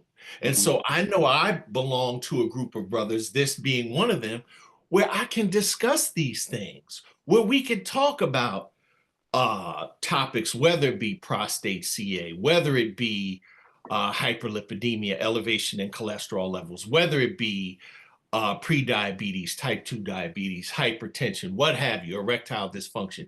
You could have these conversations. And when you do, it's so liberating. It's as if that 50-pound backpack is, you know, you shed that. So communication, relationships, community. And then you really only need to see, I'm an inpatient psychiatrist, so I'm dealing with folks who are in distress. So most folks don't need to see someone like me. But every once in a while, you know, again, therapy is a form of communication, right? In a very safe, private space where your vulnerabilities are not disclosed to those who are outside of that room, but it could be, you know, it could be very relieving and it could be very insightful, and it can really help you over time if you invest in it. And the centerpiece for therapy is rapport. So the therapy is useless if the professional is unable to establish rapport with you, and then you may have to find someone else. But listen, I've held the mic too long. And so I'll hit pause for now, and we can continue the discussion. But it's a delight to be here, brothers. Well, we're delighted to have you. Now, you hit on a topic that I'm going to answer one of the questions here. I want to read one of the questions, and hopefully I can read it because there's a lot of glare on my screen. Just pardon my reading. Sometimes doctors seem to get offended when the patients are persistent with specific questions or trying to understand. They just want to know, they just want to give you a pill and move you into the next patient, move into the next patient. I think that patients might feel intimidated by some doctors. Any suggestions on overcoming this? If I may take that on, Dr. Bey, but first, all right, before I get to that question, I got to say salute to my brother Kareem Salam. I haven't seen you in, man, it's been some years, brother. It's so good to see you, man. Warms my heart when I was like, Kareem Salam, I know that name, right? So it is so good. We, many of you may not know, we went to school together, and we're both rise and like the Phoenix from Newark, New Jersey here. So it's great to see you, brothers. I see you are well, man. It really, I'm texting Camille now, who's another, went to school with us as well, to let her know she's a child psychiatrist out of New York as well. So man, it's so good to see you. And Mr. Butts, congratulations, not only on your health, but just your testimony and your vulnerability and all that you're doing. I think my mind was just going all over the place. Because that's really what's it about. I think sometimes, as no one person is an island, right? So I think we sometimes take it on ourselves to think that we could fix all the problems, but the truth of the matter is it is all hands on deck. It is all about community. It's all about us being invested. It's about doing the pop-ups at the barbershop, the churches, the religious affiliations, the community centers. It's about all of that, because that's where you have to meet people where they live. And you think about the underrepresented population, how like they're dealing with simple aspects of shelter, maybe, or they're dealing with simple aspects of transportation or nourishment. Like, where does health falls into the line of that? They're like, I'm just trying to make sure that I'm able to feed my children the next day, forget about my health in that regard. So I think, those are important aspects that we cannot lose, especially in this current climate, that we cannot lose the community aspect of it all. As Kareem mentioned, I think the underbelly of health is that constant, what they call the weathering drip. When concrete is constantly having water drip on it, as strong as concrete is, if that water keeps dripping on that concrete every single day, every single second, eventually that concrete is going to give, it's going to weaken, and it's going to be destroyed. So the weathering effect is real. And that, when it comes to health, I'm super convinced that it's all about mind, body, and soul. Like, it's about the aspect, your body is your body, but what you're facing every day, that constant pressure causes the DNA of the body to break down in ways that, accelerate aging, accelerate cancer, accelerate bad health. It just really sort of breaks down. And I think having coping strategies, obviously, as a psychiatrist, Dr. Salam, you would agree, but having coping strategies is important. But sometimes we do things to harm our body just to cope. And these are the things that we know and that we learn of. Now, Dr. Bay, to get to your question, I think doctors, we do sometimes, I agree, sometimes we rush the issue, and we have to be conscious of that. And I know in my practice that I try to slow down and answer my patients, but also I think it's a communication, sort of meeting in a happy space. I'm trying to think of Malcolm Gladwell's book where people communicate, but it's like this: you're going, one going above, one going below. But it's understanding, because at the same time, as a physician, I can say, well, I deal with patients. Well, my cousin told me it was this. Your cousin, I understand. Your cousin said it was this, but it's not that. And so it's us trying to find more effective ways of communicating. And that's why I like doing things outside of the hospital. I really, really enjoy doing outside the hospital, because it takes away that trepidation or that kind of, it allows more comfort and more convenience, and for us to meet in a better space. Sometimes in a hospital, it could feel, or in the doctor's office, it could feel very threatening to individuals. So I think if your doctor is missing the mark, and he or she is not answering your questions, then it's time for you to find another doctor. It's just that simple. It's time to find somebody else who can answer your questions, but also understand, the beauty about life, and I've been in this position as a patient as well, like, just because my friend or my relative have it doesn't mean I have it. And so we have to also understand and open ourselves to, like, I think of us as clinicians or physicians and healthcare providers, we're mystery solvers. We try to take on all the things that come to us, and we try to figure the puzzle out with you in mind, with you as a part of us. Like, we're not doing this in our own silo. You're a part of that equation. And so I treat, as all of us do, each patient differently, even though they can have the same symptoms. I treat their diagnostic journey, their medications differently, because I try to figure out what works for them in terms of what they're going to be more compliant with, more open to, and as well as what could get them to the point of healing, and sort of make them, because part of the healing process too, and with this, part of the healing process is the journey. It's really that first step. And that's everything in life, really. It's taking that step towards something, then you start to get more information, you start to digest it, then you start to say, okay, this works for me, this doesn't work for me, this metformin for my diabetes works, I don't like being on an ACE inhibitor or blood pressure medication because of this side effect, whatever it may be. You find out the things that work for you, but the absolute not is a situation where you don't take the medication because of you don't feel like you had a side effect, but you never expressed that to your doctor to figure out what other medicine that you could have beyond besides that one that caused that side effect. So there's a variety, just like you said, today I'm gonna wear a suit, tomorrow I'm gonna wear my sweats, the next day I want to put on some slacks or some jeans. There's just like there's a variety of clothing, there's a variety of different medications in categories that you're dealing with. And there's one that works just for you.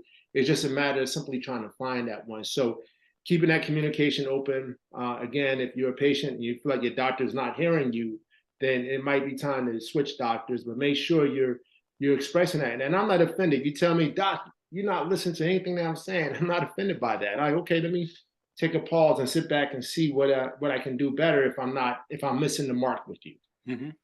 Excellent, excellent, Sam. Can I make a quick suggestion too? I'm gonna hop in.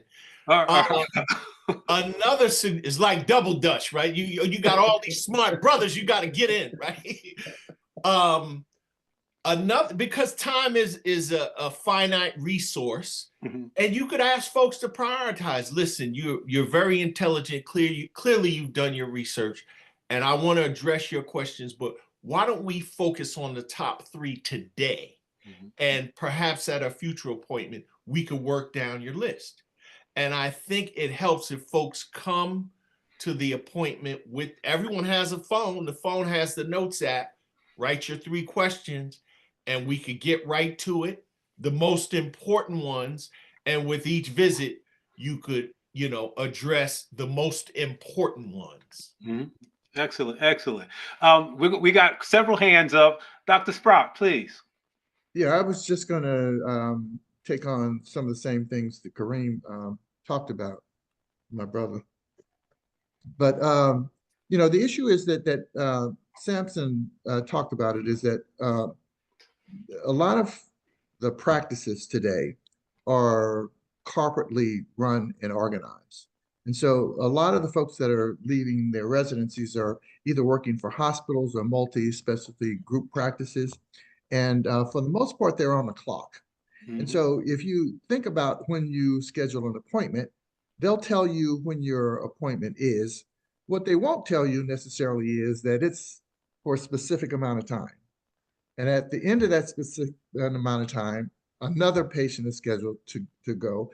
And the doctors are sort of evaluated in terms of how efficient they are in managing the practice and keeping to schedule and seeing a certain number of patients, which generates a certain, they call it relative value unit, that they're gauged on in terms of whether or not they're efficient or not.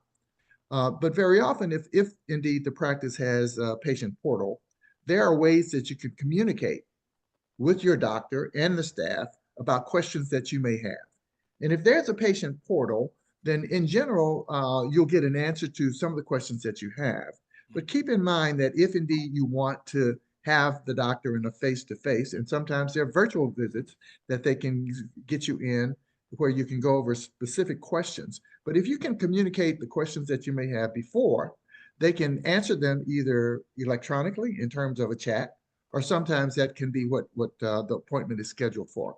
But understand that if you make an appointment and there's a certain amount of time, you need to let them know that you're going for that and you're looking for this specific thing. But a lot of things can be handled outside of the office visit.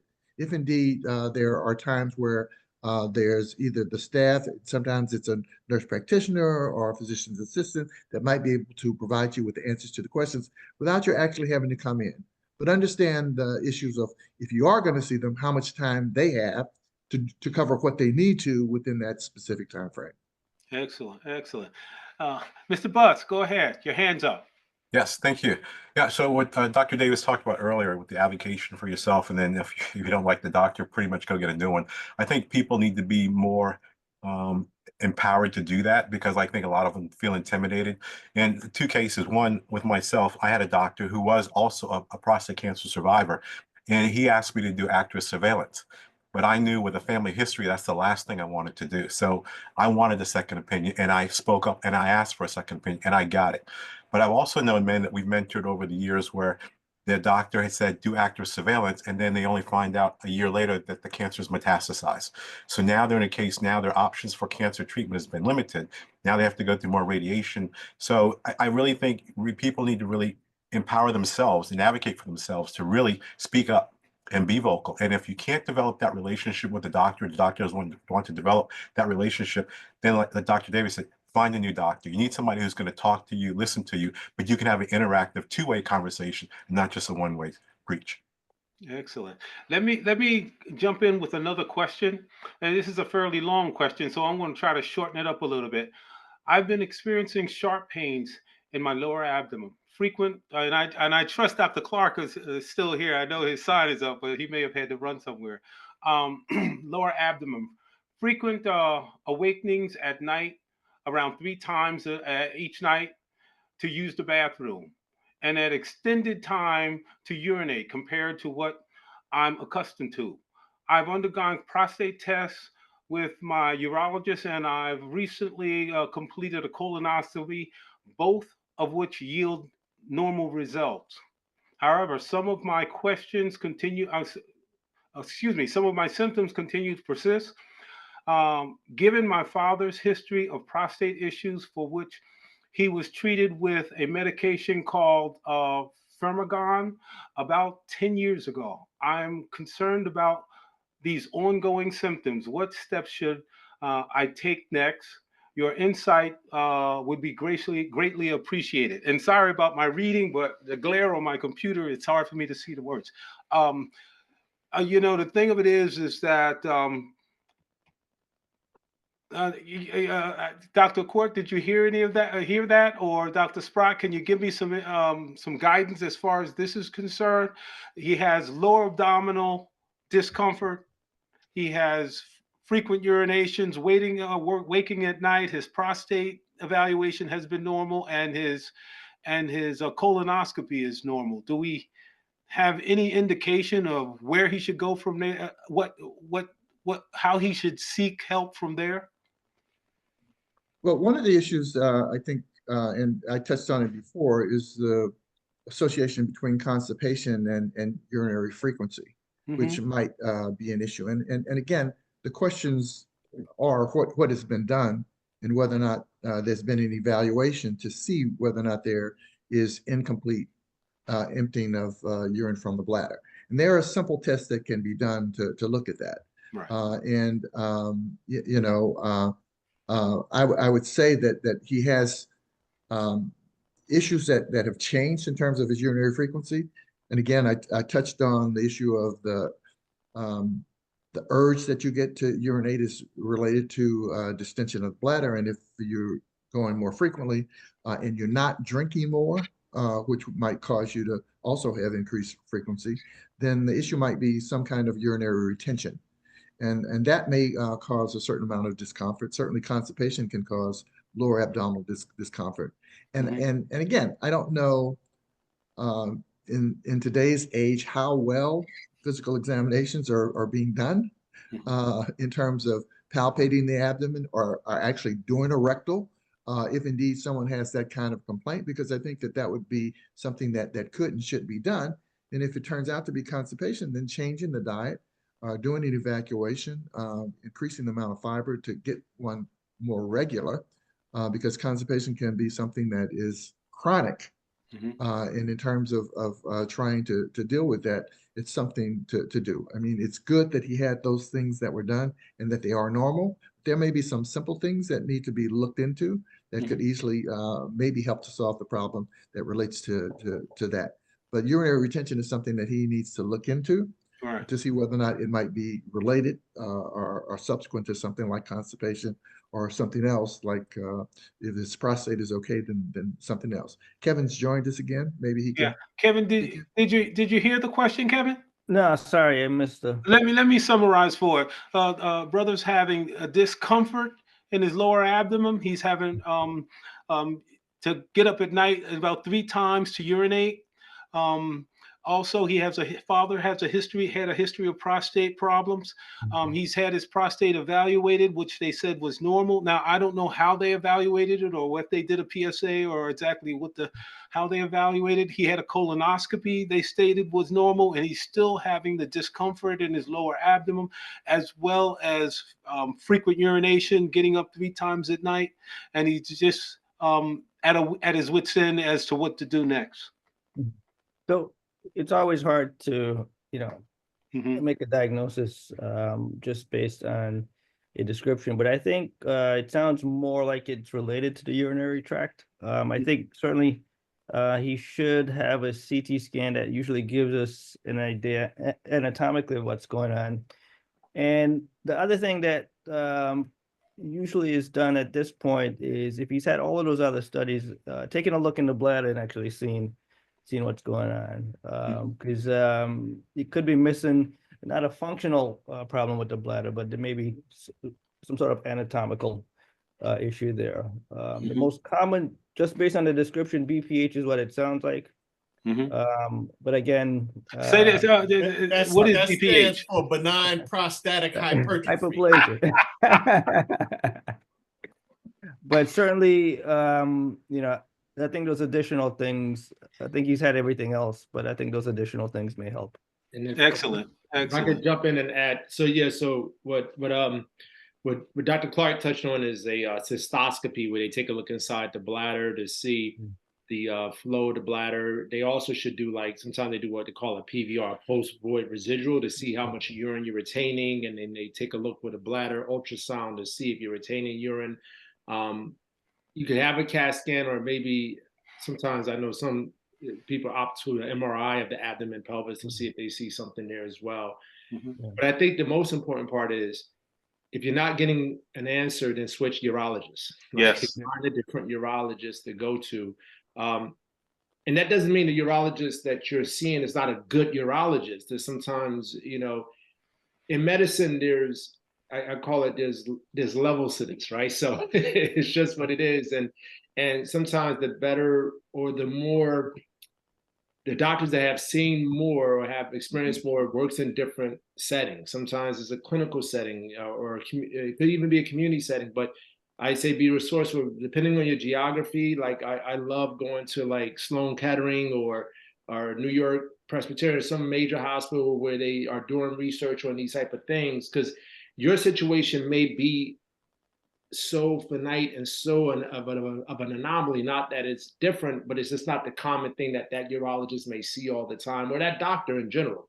So again, you want to remain resourceful. Like, you need an answer, so you have to find your answer. And it doesn't stop with I did this test and I did that test and it didn't give me results. Great news, you don't have prostate cancer. Great news, you don't have colon cancer, but you still have symptoms. So you have to find that person that could really work with you to try to figure it out. And it sounds like it's not going to be an immediate answer, but there's an answer out there. You just got to find the person that can address the question. Right. So one of the things, just to follow up on that, is a second opinion. I often encourage my patients sometimes to go ahead and get a second opinion, especially if it's a diagnosis or it's something where it's very involved, because they have to be comfortable, especially what I'm telling you in proposing to you, because it's the life-changing event, and it's oftentimes we're doing things that are gonna change your life in a meaningful way. So it's good for them to hear it from another physician, another entity, just so that they're comfortable with the diagnosis that you're giving them in a proposed treatment. And if you're not getting the right diagnosis, or if, you know, one of the things, if I don't know what the answer is, I'm going to send you somewhere else. And I think physicians should have that sense to offer another opinion or send them to somebody else. It could be in the same specialty, or it could be a different specialty. But, you know, if I can't come up with an answer for you, I'm going to send you somewhere else. I'm going to send it to somebody or somewhere else where I think you can't get the answer. Excellent, excellent. I just want to say right now, I'm not reading all of the thank yous, but people, I mean, the brothers, and I'm not sure if they're all brothers, but brothers and sisters out there are saying thank you, thank you, thank you for the topic and doing this, what we're doing today. Dr. Court, please. You're on mute. You're on mute, Dr. Court.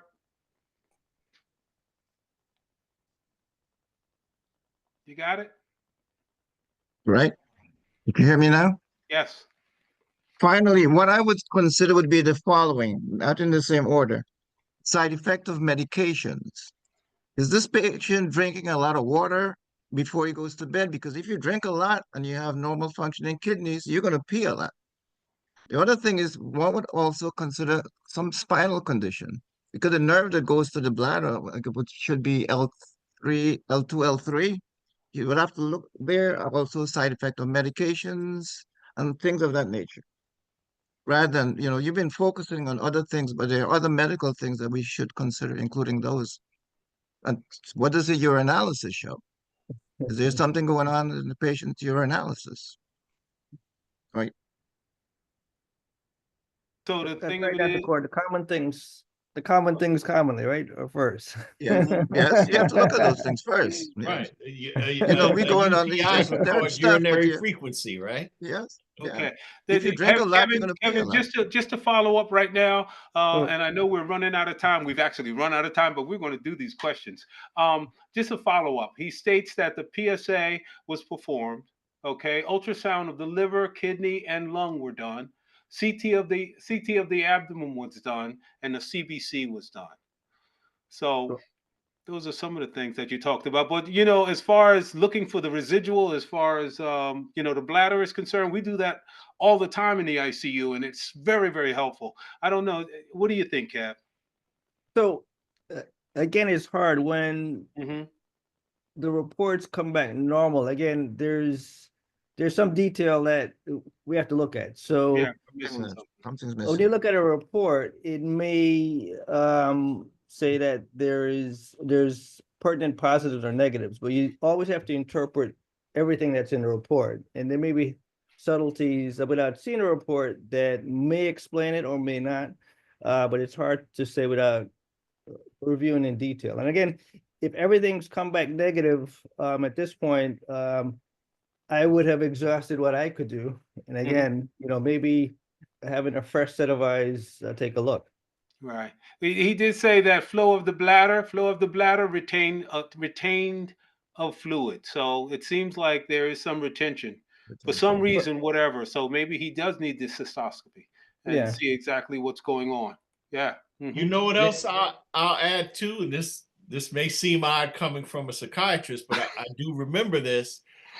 There's some folks in procedure-oriented specialties like Kevin's who they want to read the films themselves and not just rely on the report. They may want to take a look at the images because, different eyes are different. And they may pick up on details or subtleties that someone else may miss. Right. And oftentimes we go back and we look at it with the radiologist, and it's not so much that they're going to change the reading, but some things take on more importance. So it may not be something that's abnormal, but in the setting of what the symptoms are, it takes on more importance. Yeah. And last, if I just could jump in, if you're retaining urine, so why are you retaining urine? Is the prostate enlarged? Is there a cyst on the prostate? There's some outflow, not obstruction, but something is blocking the flow of urine if you're retaining urine. So that's the bigger question. So do you need a prostate ultrasound? Like you have to figure out, or is it a stricture of the urethra, meaning like, is there some narrowing of the passageway from the bladder to the porcelain place, so what is causing that situation to occur? So I think that's where, again, it becomes like, okay, we have to kind of put our hats on and look at it a little differently. But kudos to you for, it sounds like you're doing your due diligence, but I wouldn't keep pushing forward with it. Yeah. And also neurologically, is the bladder functioning appropriately? Is it able to push the urine out? That's another thing. So don't give up. There is a reason. And even if you have to get a second opinion or, so hopefully we've given you some direction that you can go and get an answer for yourself. That's so important. There's one more question there. And Sal Palmetto. I could never say this word. Sal Palmetto. Any role in prostate health? And you understand this is more of an herb as opposed to a true Western medication. Okay. What I think it does, I think it relaxes the smooth muscles, some of the muscles, so that the urine can pass. That's what it's supposed to do. I don't know how much research has been done with it. It's been out for a long time. A lot of patients that I know that have prostate problems or decrease in their urinary decrease in their urinary flow, they use it, and some say it helps, and some say it doesn't. Anyone else have any information on this particular um, uh, herb that's out there?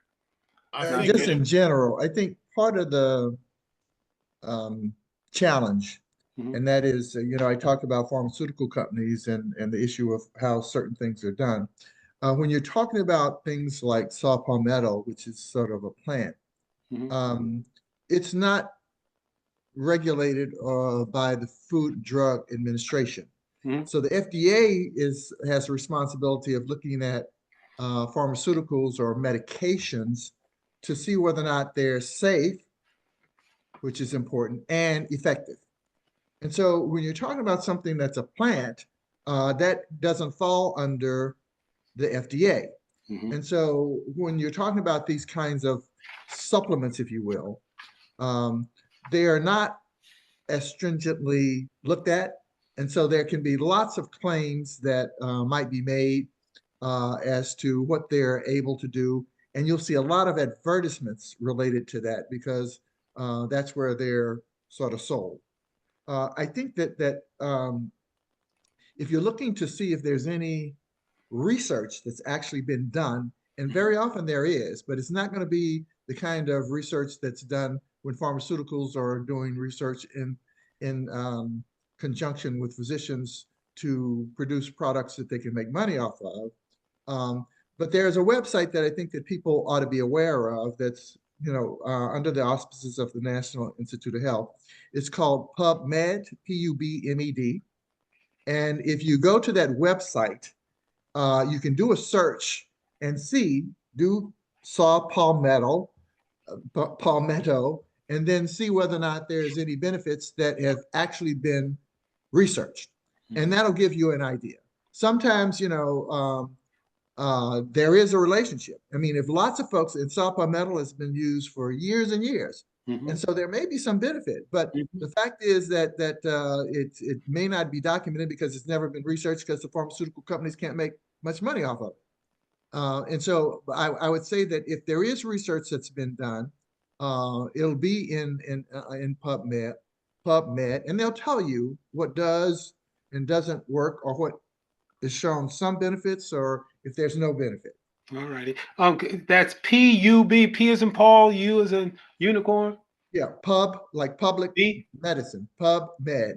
PubMed. Okay. So Yeah. people will come. one other quick comment about Mhm. supplements is it's important for folks to be aware of the manufacturer of the supplement, because one challenge with supplements is that what's on the label doesn't always match what's in the bottle. And that is consistent with what Dr. Sprott was saying when you don't have that FDA oversight. Mhm. So the requirements for pharmaceuticals, more traditional pharmaceuticals, are much more stringent. And guess what? If it could be proven that the contents of the bottle do not match the medication label, there could be legal repercussions when you're talking about pharmaceuticals. Mhm. Supplements are not held to the same Same standard. standard. So I think more reputable supplement companies have the USP seal on the label. Mhm. And I think there was another one that has the word pharmacopoeia in it. But just do your research on your supplement manufacturers to make sure they're reputable and they have a reputation of the label matching the contents of the bottle. Yeah. The other thing on that note is that if you are using supplements, please let your physician know the supplements that you're using on a regular basis, because sometimes these supplements may be interfering with some of the medications that might be used, and people don't tell them because they don't think it's a medication. But yeah, you should let them know, and everything that my brother Kareem said is absolutely true. And you should look at some of these reviews to see whether or not some of these companies are fly by night. Yeah. Yeah. And Mr. Butts, in case you didn't know, Dr. Sprott also stands among all the noble, true, and courageous men of Alpha Phi Alpha. I believe he was made at, I believe he was made at Morehouse. Alpha Row. That's Right awesome. on, brother. Right on. Right That's on. awesome. Let You're me gonna like this. Go ahead. go ahead. Go ahead. You're gonna. No, I was gonna say, just in line of the Alpha, my line brothers and I are celebrating our 43rd Alphaversary, and part of that is half of us are going through this prostate cancer survivor's journey. So we are actually going to be speaking on a panel discussion on March 28th in Atlanta, probably the Drew Hill to the Stone Mountain area. Hasn't been friendly, but if you go back to my website, check it out, the last or first week of March. And we're going to have a local urologist and stuff. And like I said, the key thing is to interact with the community, get the prostate cancer treatment entities in that community to connect to the community and do free prostate cancer screenings for the community. So more on my website, but like I said, we're going through the journey. We're trying to spread the word so other people know. We joined the fraternity to give back to the community as a service oriented. Even as we get older, we're still doing that. Are you journeying to Philadelphia this summer? Isn't, it wouldn't happen to have been Dr. Ron Anglade, is it? I haven't tied it with a urologist yet, so I'm still going through that. We just now settled on the date, so now we're trying to find a local urologist and make that work. But also, Dr. Sprock, I'm also open to Philadelphia, so you and I should have a talk afterwards. Well, wait, I'm in the Philly area. You're in the Philly, okay? Yeah, the conference is in Philly this summer, right? Huh? Yes, it is. Yes, sir. The general convention is in Philly, yes. But look up Dr. Ron Anglade. He's frat and he's a urologist in the Atlanta area. Ron Anglade. Alrighty. All right. Wealth of information. So I want to close out with just a few things as far as brothers are concerned. Alrighty. When I was doing my my TV show, there was a term that I coined. It's called a med moment. And exactly what a med moment is when your body tells you something's going on. Because I remember Brother Daniels, who is our neurosurgeon, he was on, and and I specifically remember him saying that when your body exhibits pain, it's telling you something.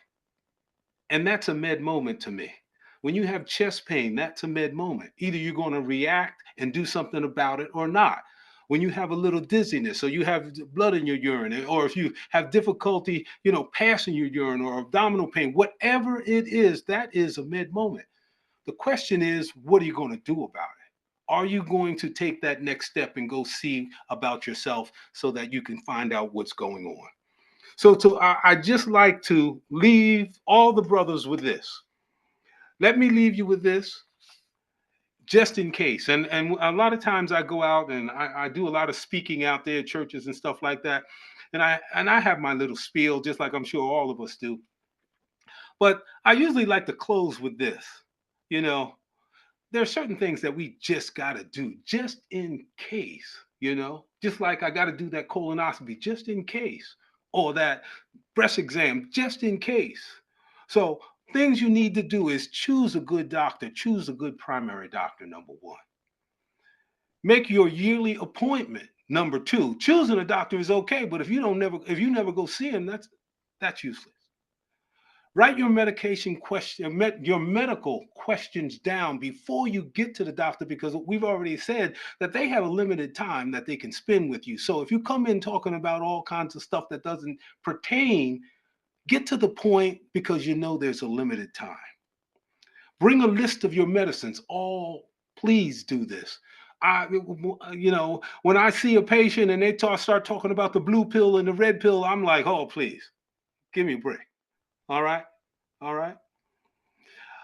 Follow your doctor's instructions. If they, as Dr. Davis said, you give them instructions and they leave the ER and they never read them. Come on, give me a break. Okay, these are very, very important things. Take the medicines that's prescribed. Don't take the med and say, no, I'm not going to take that. Who does he think he is? I'm not. Take the medicine. Okay, call if there's a side effect, or if it's not functioning for you, or if you're not getting the desired effect. Call the doc and let him know. Okay, all right, because one thing we all are trying to do, we all trying to live long, healthy lives. And we as docs on this side, all we're trying to do is assist you. So you got to work with us. And all we're telling you is like, don't be afraid to come. Don't be afraid to follow up. And don't be afraid to do what the doctor says. If you need tests, go for the test. All right. So we're going to end with that. Anything else anybody else want to end with? Because I don't want to take the last word. But, you know, I know that I hear you. I see you. Go Eagles. Go Birds. I knew you couldn't help yourself. You're like my brother. He lives down that way. He's an Eagles fan, man. Well, I just want a good game. I just want a good game. All right. Yeah. So in closing, in our closing remarks, thank you to OBHealthy for allowing us to bring this webinar to you every month. All right. Remember, it's the second Saturday of each month at 1 o'clock. All right. And please let others know about it. It takes a village. Okay. Let your family know about it. Let your church members know about it. Your fraternities know about it. Let everybody know that the brothers are here and we're trying to educate our people, trying to answer your medical questions, trying to keep us alive and living longer and living healthy as we go forward. All righty. The most important thing I can say, as usual, please do not change any aspect of your medical care until you consult your physician, because only your doctor, and that is true, only your doctor can best take care of you from a medical standpoint. All right. If you missed this one, or if you want to check out our past webinars and someone had a question on this, go to obhealthy.com, and on there, you will see our YouTube sign, or you can go into the page that will allow you to come into the webinar, and you'll see a little camera there. Just click that and it'll take you straight to all of our past webinars. Okay.